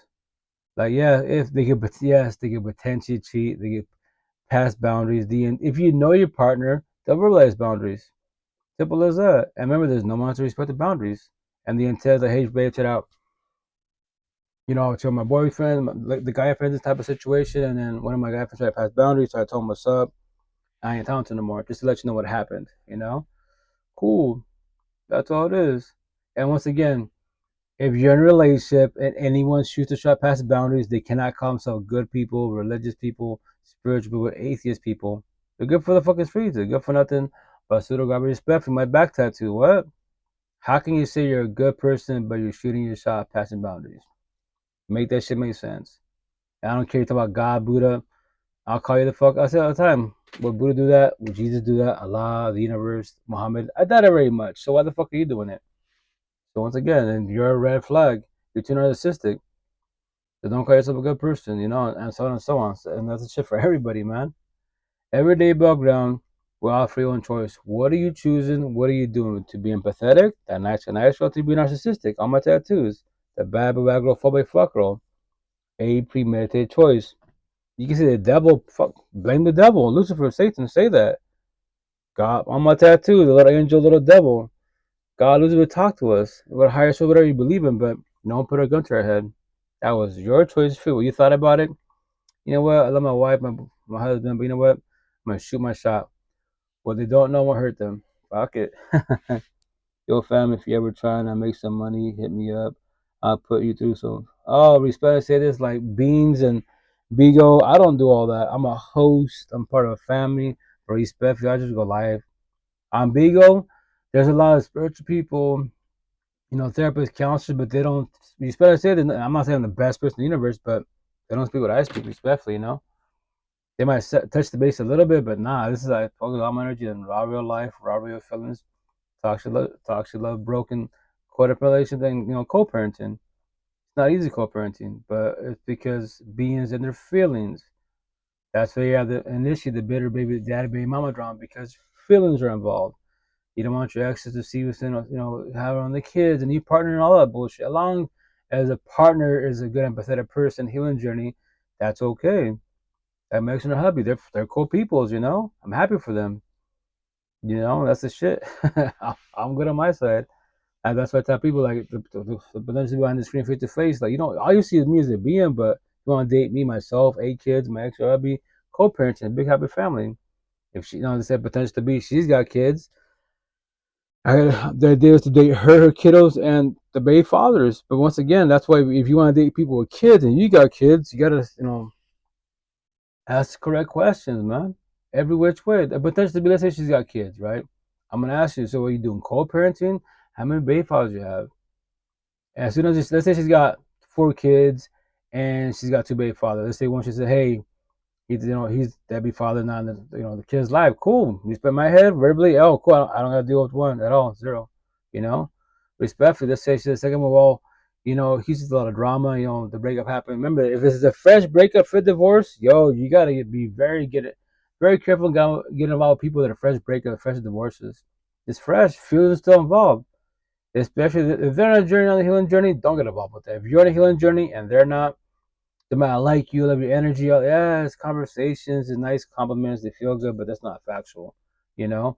Because then if their exes haven't, they haven't let go of their exes, or the ex is still involved, it's so toxic and bullshit. That's what it's called, red flags. Let's say she says, "Hey, well, my second baby father is drama. He's, my last boyfriends is always causing issues." Yo, Queen, Miss, thank you for being honest with me. But respect, I say, if I date you, I date all your universe. And just to let you know, you don't comprehend this. Till your baby father actually lets you go, he does not ever want to see you happy. So no matter how many relationships you get in, you potentially will still sabotage them. I'll tell you back, he'll sabotage them. Because what? He doesn't want to see you happy. And so there's a dilemma. So that's why you do co-parenting. If there's too much drama and bullshit, then you have, in America, right? I imagine like other countries, you got the courts. Do parallel parenting. And that's why I preach to the whole universe. Before you have kids or marriage, working yourself as a being. You don't want to join. If if you want to, if your relationship is toxic, right, and it's just falling apart, do you believe having a kid, getting married, is going to make it better? It's a bandage that cuts in wounds, but kids are a blessing, also a lesson. And here's the best part: I say all the time, kids are stronger than adults. You was a kid once upon a time. You got potentially verbally, physically abused by your parents, but you don't sit there bitter, hateful to your parents. You still love them, unconditional love, right? So kids, yes, they do give you unconditional love, comma, for now. What do you mean for now? You was a kid, went to probably a lot of toxicity, trauma, and bullshit. You became a teenager, a young adult. Finally, you left the household. Now you become an adult. You don't gotta talk to your parents. Nobody gotta talk to nobody at all. That's the shit for everybody out there. That's why for the whole universe, the worst people you can destroy with your words, and you can hurt everybody with words, yes. But the worst people are your partners and your kids, especially your kids. Just to forewarn you, you don't have to comprehend anything I'm telling you at all. But they hurt your kids, you break trust and loyalty, and that's why your kids don't talk to you. You get to talk to everybody else and the mother but you as a parent. I tell all my kids, especially my oldest daughter, I put you through a lot with your moms, and then your stepmoms type of situation. I go, but no one taught me this shit. I go, I'm talking to you now. You don't have to talk to me at all, but I just don't want you to become, your parents at all, at all. I want you to have a better outcome, healthy relationships, and I tell my, especially my daughter, the door right there, don't be codependent, all this bullshit of a fucking man. Fuck all that. Get your own. In the Matrix, nobody can beat the Matrix. You just made 90s fucking elites. They're all broken every which way. They're all scared of each other every which way.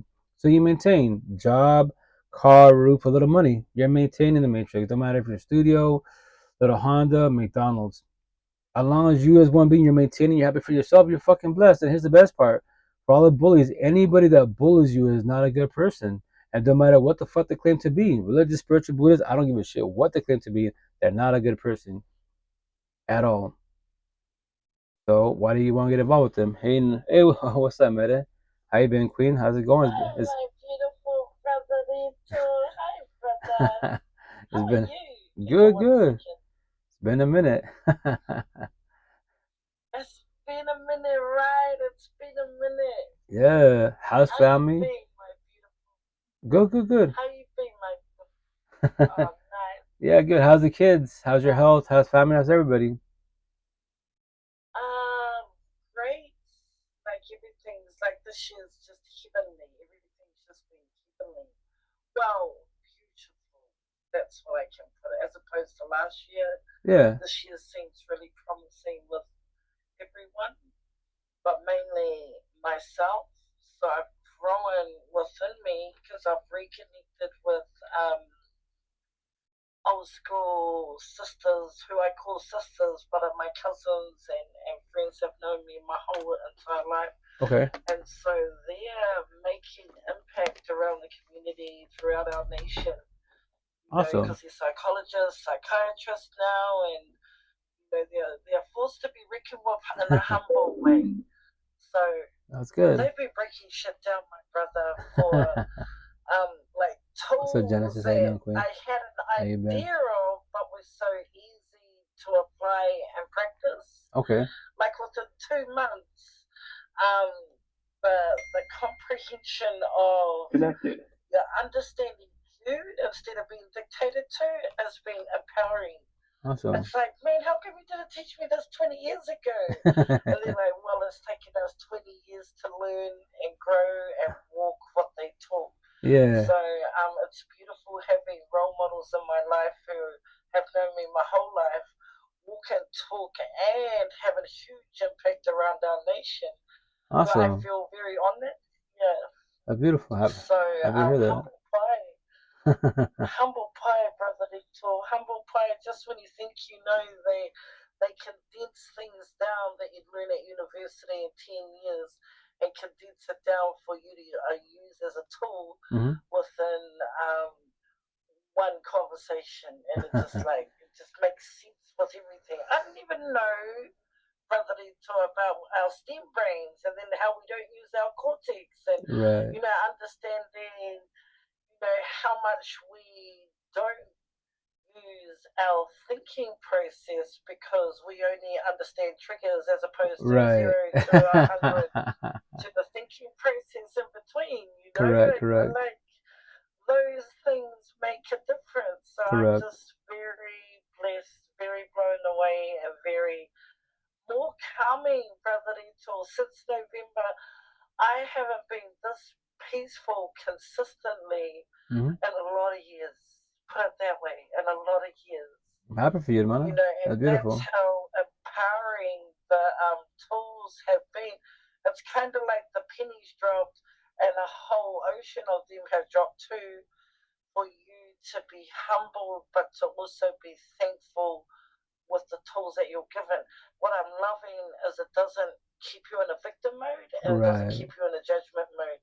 It just keeps you focusing on what matters for you to navigate your way forward on the day-to-day. Every little step that you're taking is probably more embraced than it ever has been in my whole entire life.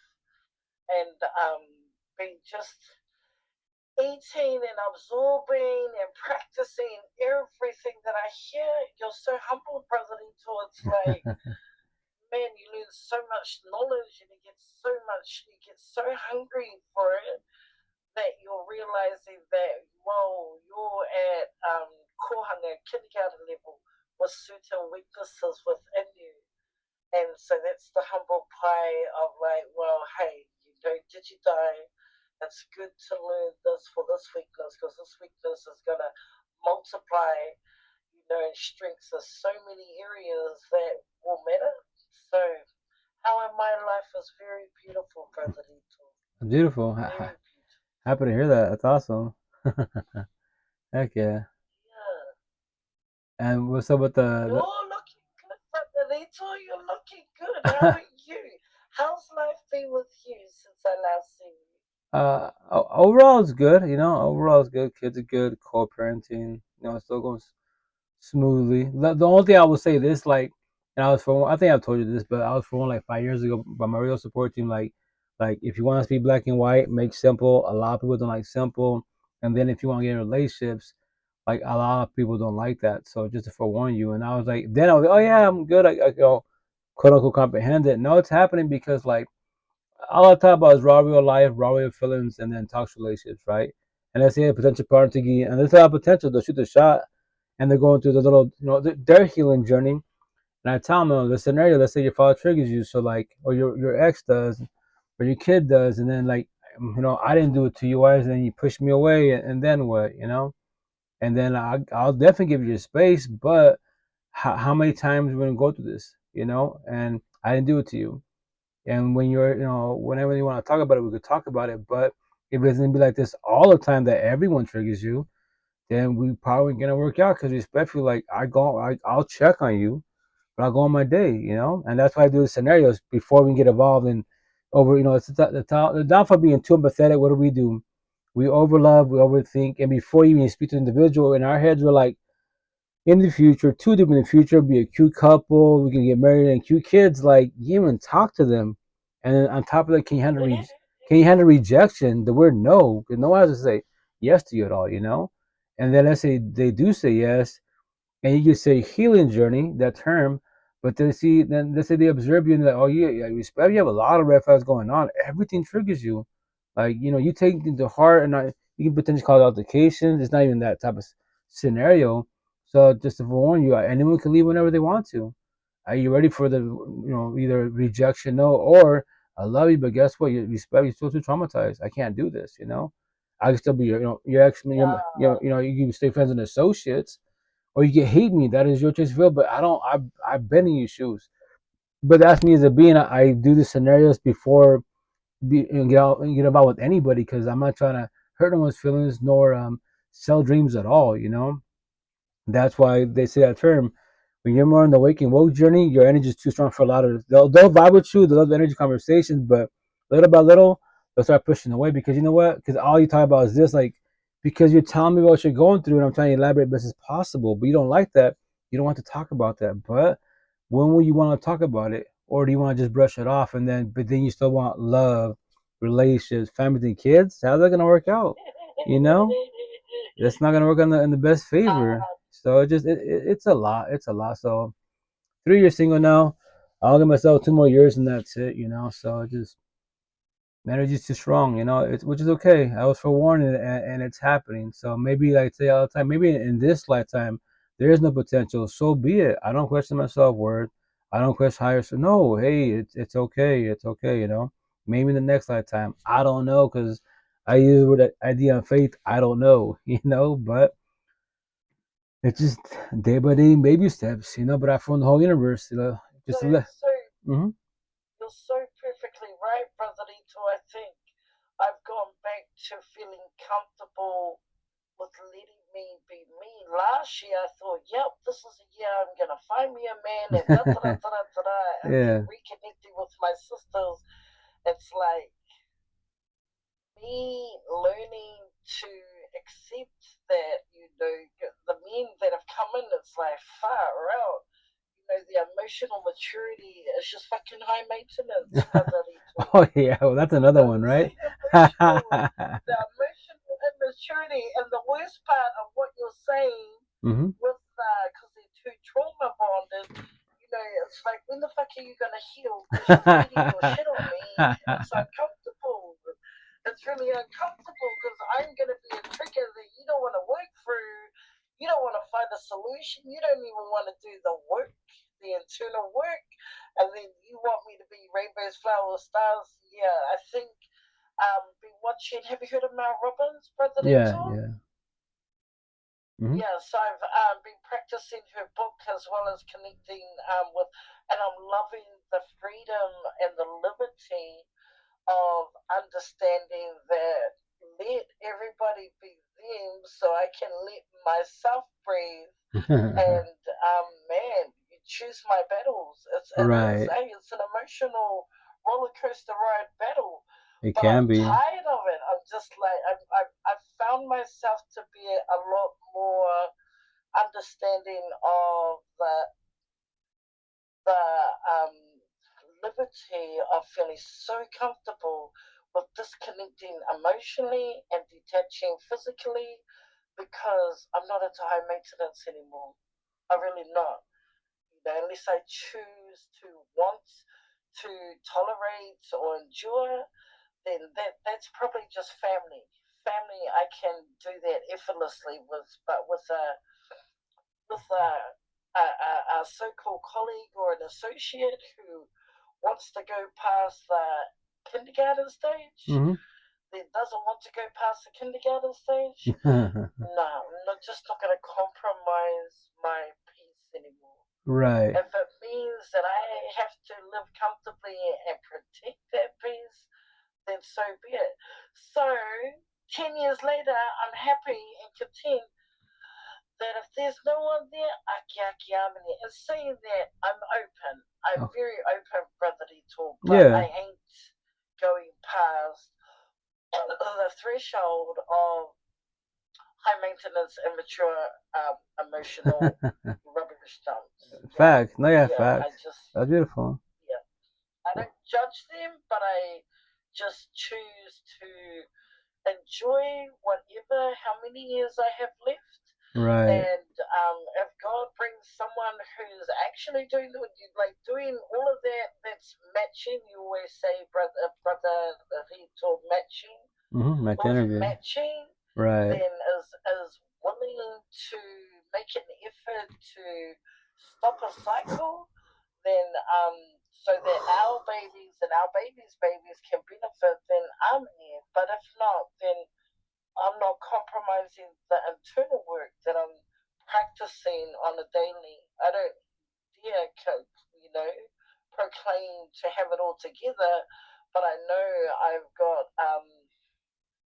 I've grown in a lot of areas that actually have heightened my value and heightened my worth. That I don't want to compromise. That I thought I knew, but I actually didn't realize how much I didn't know. And so mega humble pride. Yeah. Huh? Yeah. No, that's beautiful and which is good.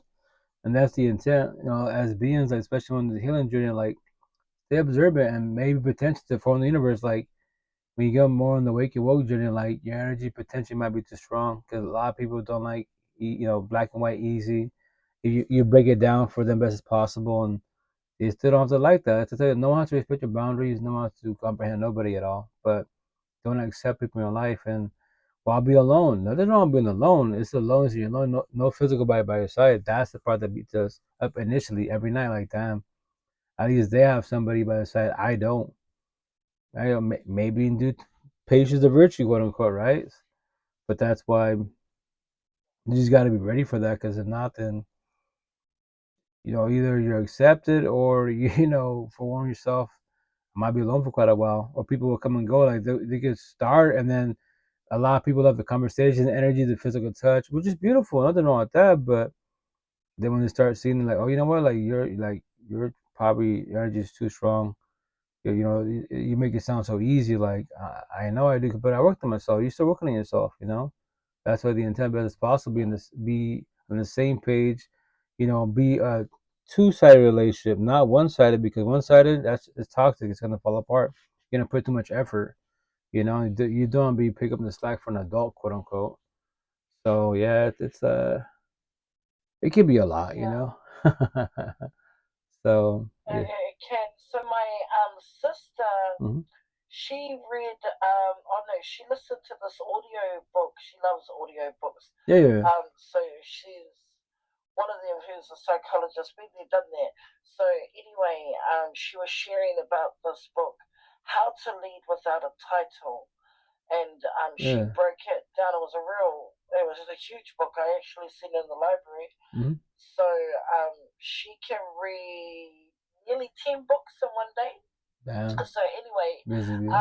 she broke it. She's so beautiful, Brother Lito, because even the simplest, like a 10-year-old reader would be able to comprehend how she breaks stuff down, and that's what's Nice. magical about her, Beautiful. is that you can understand it no matter what walk of life you are. And so she started off and breaking it down for me. She was like, "How to lead without a title."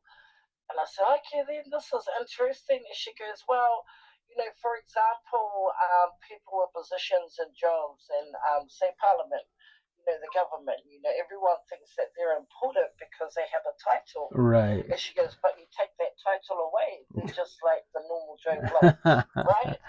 And I said, Facts. "Right." And she goes, "Yeah."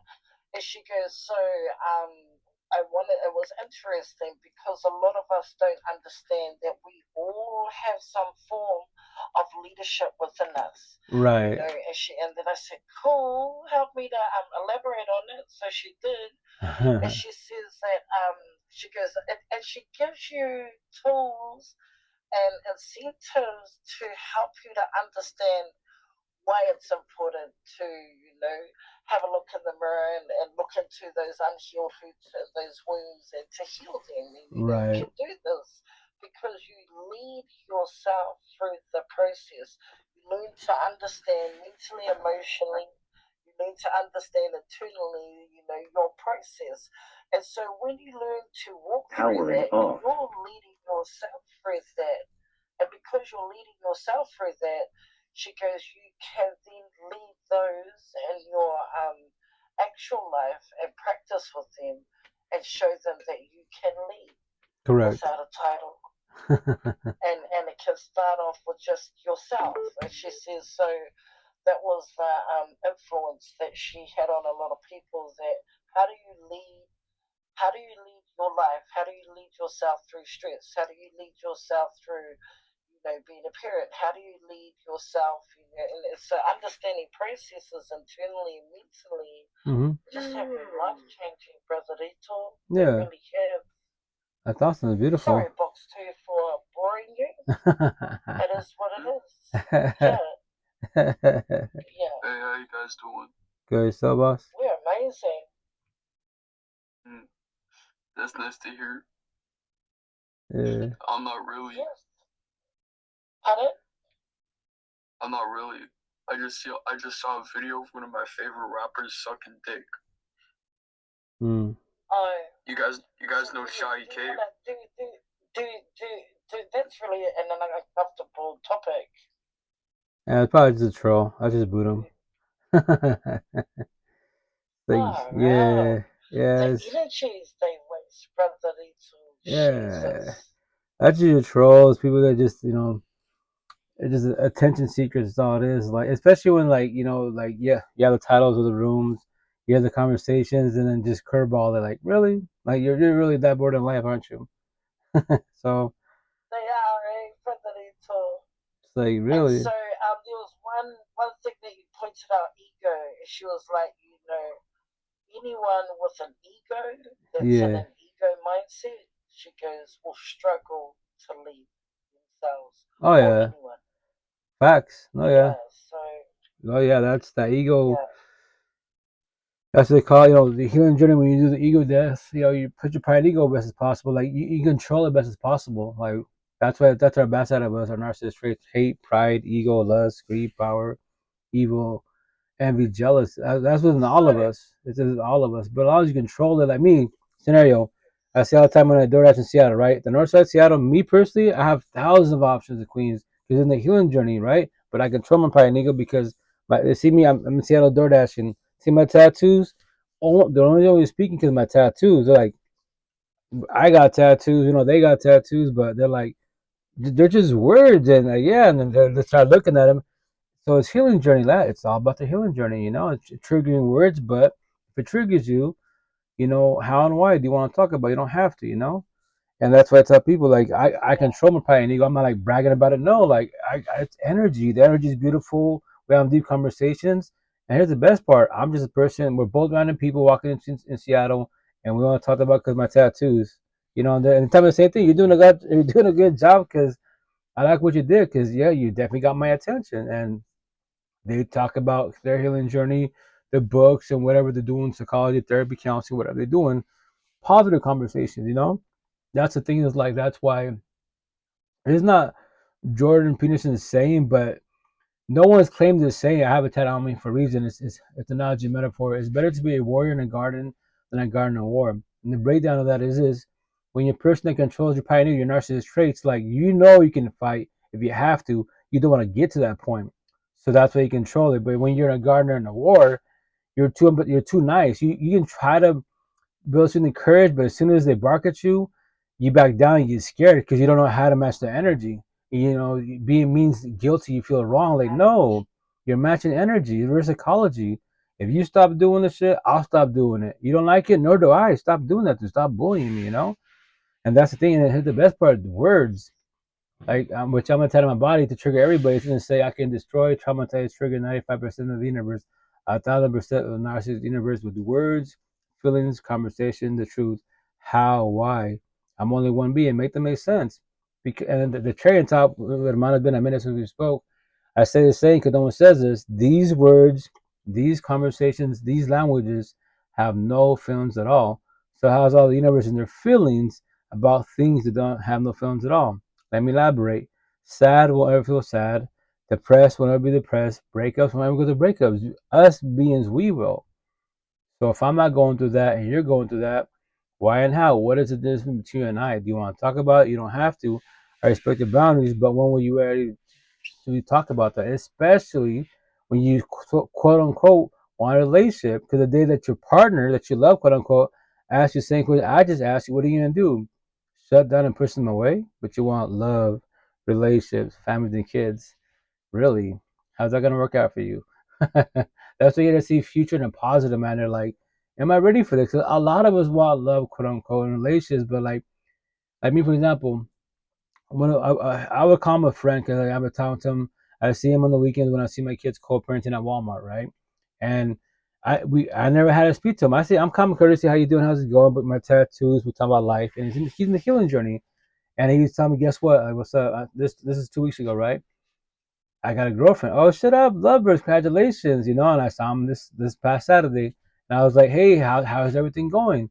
He's all like, it's going good, but like in the beginning, like the Bible talk, right? It was good. It's still good. It's just like now that we're getting kind of used to each other, it's now we see the little red flags, little quirks. Like you heard what he thought. What's ig? Like bother. Yeah, it's not easy, but the positive it allows you both are patient enough, have those open mind conversations, do communication combat as best as possible. Then you might have a better outcome. If it starts falling apart and the red flag, talk about it. And if it's not gonna work out, it's not gonna work out. But just to let you know, if you're both just on a journey, not the healing journey, it's gonna hurt. Or you accept each other. You don't want to accept each other because that's your own misery. Because you're gonna be like doing the butt lines. He's like, what's the butt lines? I love everything about her. Like, you didn't tell me I love everything about her, but the only thing about her, she's jealous, she's controlling, she's messy. Those butt lines, you're accepting her, and vice versa. You don't want to do that at all, because it's gonna hurt you in the long run. And the best part, the door is there for both of you. What?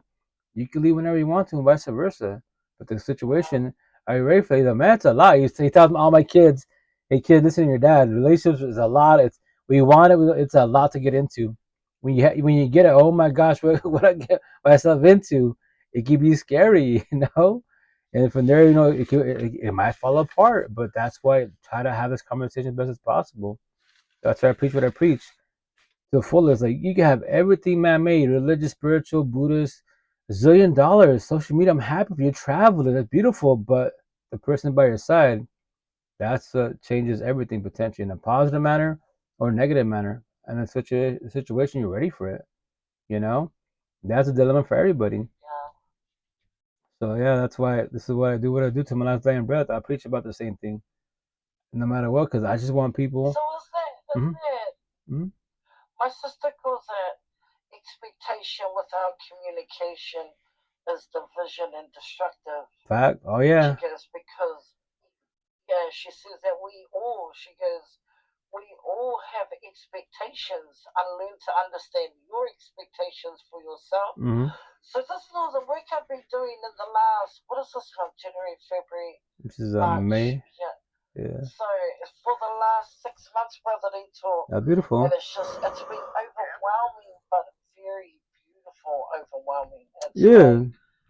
So beautiful. But like the expectations, that one was a huge one because just because we know someone doesn't mean we're mind readers, and without the communication, we're just going to have bitterness and resentment and assumptions and manipulation, and the expectations are only going to hurt that individual if they don't communicate with you. And so that's been rewarding, really working on that with my family and my kids, and all my boundaries are heightened too, Brother Detox. So I don't realize how much expectation my family as a collective have had on me. My friends, my associates have all had expectations, and when I've turned around and had conversations with them, they're like, oh, it's like, but I wasn't even thinking that. That wasn't even in my heart. It was, and so let's talk about it, like how you say. Yeah. And they start freaking out because of the expectation that they had that hurt them for a long, long time. Right. And in the meantime, I was busy working on stuff that was a priority to me that I wanted to protect. Okay. And then I was shocked with hitting me up and how you been, and then that's when it was coming out with relatives, with siblings, with the kids, and so it was cool. I was shocked by how much of an expectation all my loved ones had, and so it's helped me to understand the emotional maturity of connections now a lot more easier.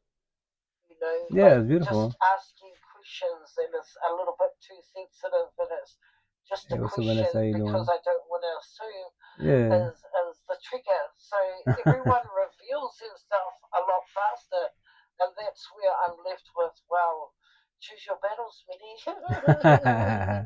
No Choose your facts. battles, because it's not worth Right. going to war with Brother Detox. Nah. So is it. Especially your partners to be like the potential, right? Like the intent has to be a war. Like if your war is like BSing around, that's cool, that's your love language. But like when you're actually bickering, and that's why the terminology, right? So they'll be like, a lot of queens will be like, no, he's not hearing me. You gotta do a lot of one-on-ones. I'll be like, no, queen, shut out. He's listening, he's hearing, right?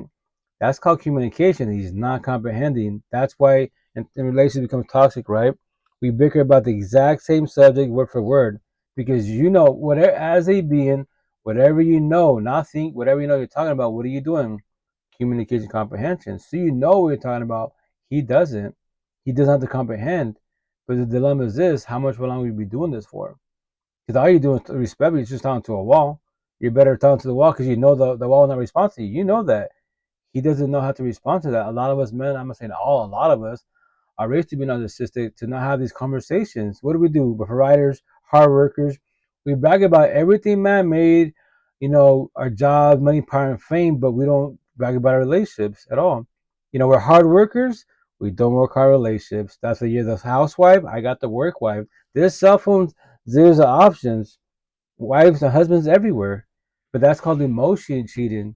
Well, if it gets to that point, it's already over, And if, as more on the queen side, you're seeing that. Why accept it? It's over because that means they can't control the boundaries. They have no respect for respect wise, and then it's gonna fall apart again. And then what? Either accept it, like your toxic family potentially, and do the generational cycle, or be selfish in a positive manner. Say I love you, but I love myself more. I'm going to that door. I'm not looking back. What? I'm done. I'm sorry, maybe your exes. I used to do that. I would stay to take a thing out. No, I'm not doing that no more. You know, but that's a respect in the beginning. You should be having all this conversation. If you're in the healing journey, that's why what I preach about when you fall back to the healing journey. Date yourself to get to know yourself. What are your boundaries? What's your love languages? What's your standards? When you comprehend that, the potential to be asking the same questions. They might not know that terminology, but just elaborate best as possible. So that's a positive in every which way. So, Yeah. Thank you, Brother Rachel. you're welcome, Maya. Always, always. Yeah. So I had my sister come over from America to Brother Rachel. Okay. She was here for nearly 2 months.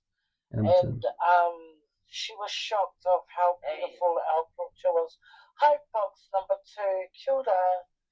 And because our culture is quite genuine and sincere throughout the nation. Mm-hmm. We're a very humble culture in general. Probably in suburban areas, you'll get the arrogant, maybe egotistical. But in general, we're quite a loving, sincere, genuine people. But we love you, and we say what we mean, and we mean what we say. Beautiful. The actions effortless, Brother Rito. Yeah. So that was very that was like she was blown away by that when she came over. Okay. So and then I took her pretty much throughout New Zealand. Yeah. From millionaires to humble people to up there people who sit with judges, lawyers, parliament, all of that kind of thing. And she was shocked by how loving and very servant-hearted they were. That's beautiful. Every house that we went to, because she wanted to go stay in hotels and. President, I'm not a hotel person. I'm not really that kind of person. Yeah. If I got family in every town. I prefer home cooked food. Yeah. The company and the energy exchange of definitely. joy and mature conversations. But every house we went to was very peaceful. So beautiful. You didn't need anyone. They just wanted your presence. Correct. So that was very foreign to her, is what I learned. That everywhere I took her to throughout my country, she was just blown away.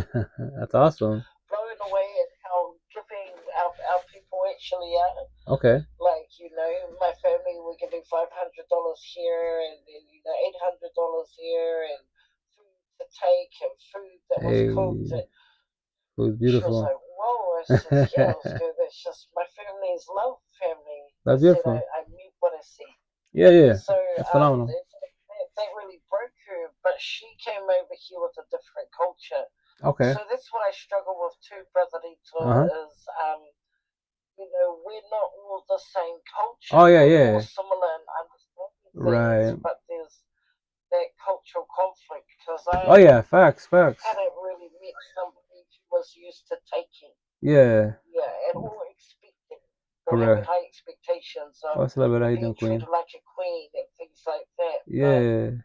Yeah. Oh, yeah, that's a good learning. good subject. That's why I preach about energy and universe, right? So scenario, I say all the time, no passive boundaries, a scenario, not factual. Let's say I want to shoot my shot, get to know you as a potential, right? But I say I'm gonna date your universe. So I'm gonna ask you about what's your daily life? How's your family? Like, what do you do in general? And I'll tell you about what I do on my side.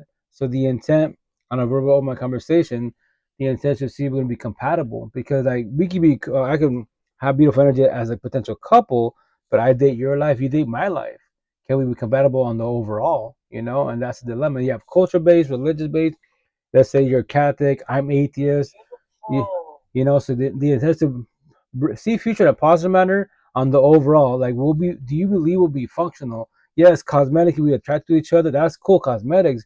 But what's the overall? I don't want to do like 10 days be good, 90 fiance, 6 months in, and then it falls apart. Sorry, you're Catholic, I'm atheist. I thought I could do this. It's not happening. You're cool. Your family doesn't like me. It's all these little things that happen, you know. And if that way before you start like exchange energy, become one type of situation, like go on their side, see how they live, and vice versa, to see if you can be compatible on the overall. Like you can get along. Like I don't get along with your family, right? Me personally, I don't care what anyone thinks about me, but let's say let's say my family doesn't like you, and that bothers you. That's gonna cause potentially altercation between us. Not because of us, because my family. So the people you date, everyone's universe. You're trying to become one, so you got to be very, be ready for it. I have all these open conversations, or the traditional ways, and go fall on your face and fight the hard way. Hello, where are you? How are you? Hey, Elizabeth. Oh, Seattle, Washington. How you doing? How's it going? So that's me as a being. That's me. Thank you. That's me. No, you good, man. That's me as a being. I just forewarn, like, tell people, like, it's not Jesus times. Just got. I didn't take that into consideration, and we discussed so many things in the last 6 years. Yeah. And so, it blew her away, not me, because this is my will. Right, yeah, exactly. And so, so that's for her, it was different. Yeah. Quite humble in general. They made it very comfortable. Awesome, Georgia. Sound hospitality. How's your health? Her. Yeah. That's beautiful. That's my health. that's awesome. That's the intent. Like me, that they have money and power, I want to travel for sure, but potentials, like friends, cool, family, that's awesome, right? But potentials, that you gotta bring it down correctly best as possible. Or I say all the time, respectfully, in this lifetime, how many bodies you going through wise to figure out what love is? That's for everybody. And then people ask you what happened, why they fell. Well, they were beautiful, but their family, but the exes are still stalking them. Like, you gotta break it down every which way, so you know that this is be compatible best as possible. Especially if you can handle breakups, you can handle rejects, you can handle no's, it's gonna hurt every single time. And nothing wrong with the grieving journey. Share your tears for a week, a month, maybe a couple months, get a fresh healing journey. But if you're more, the awake and woke journey, like me, we spend and say this, like, tell my ex, nothing against her. In this lifetime, you're the last queen I will ever shed tears for. Respectfully, like, I don't need a partner, I want a partner. But that's why I have these conversations, my best as possible, so the potential to be knows what we're getting into. Like, tell them, hey, can you handle the breakup? Can you handle a no? Because we could be doing good, but let's say something happens on your side, there's too many red flags. I love you, but guess what? I love myself more. This is my life. If I don't got me, then who got me? So, because that's the thing, a lot of us. Yeah, well, yes. I'm interested in your perception on 26 years, huh? So, you okay? Can ego be misinterpreted effortlessly for a competitive person, and because that person is quite beautiful and pure, but when it comes to sports, for example, Right. I'm definitely, because I played for a lot of red teams and Okay. we played hard. We Yeah. practiced hard. That's why we were undefeated for multiple years. Okay. And so for me, it was like I loved the adrenaline for winning. And Right. Therefore, if anyone said, "Cool, would you like to play for our team?" It's like, "Cool, let's go." I don't play for fun.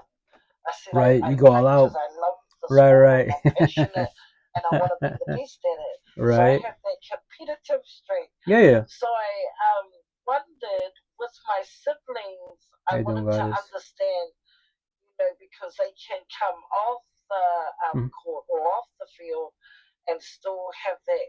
It's like when I'm sitting around them, they have like this competitive streak. But then my sister-in-law's made valid points. They're like, is that a competitive streak, or is that just their ego, their pride? I said, I don't know. Well, Yeah. on that part, like, as long as you control your pride and ego best as possible, like, it's cool to have fun, go all out, most definitely, right? But as long as you're not bullying people, like, oh, you guys suck, I'm doing this by myself, your team sucks. Now you have too much pride and ego. It's cool to have fun, be competitive, nothing wrong with that at all. But as long as you don't bully people, like, remember this, you have your good days and bad days. Let's say a scenario like, for example, at the farmer's market, little kids, whatever sport you play, soccer, softball, hey, well, we lost. Check it out. I tell little ones, because obviously as parents, we try to reassure kids. I tell all the kids, check it out. As long as you did your part best possible, then you did your part.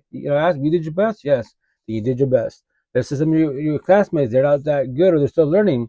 It's a team effort, yes, but as long as you have fun, remember this. As long as you have fun, anyone that bullies you, not a good person. Just to forewarn you, no one should bully nobody because sometimes we're good at certain things, other things we're not. And especially when it comes to adults, the same thing. Like, nah, as long as you control the parenting as best as possible, then you're good.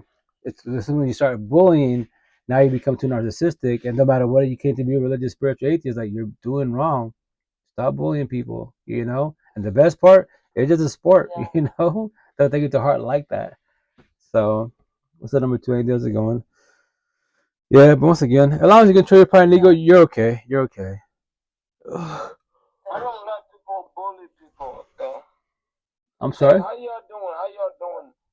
How y'all doing, ladies and gentlemen? Yeah, how y'all doing, ladies? Go yourself. Go ahead, dog. Go ahead.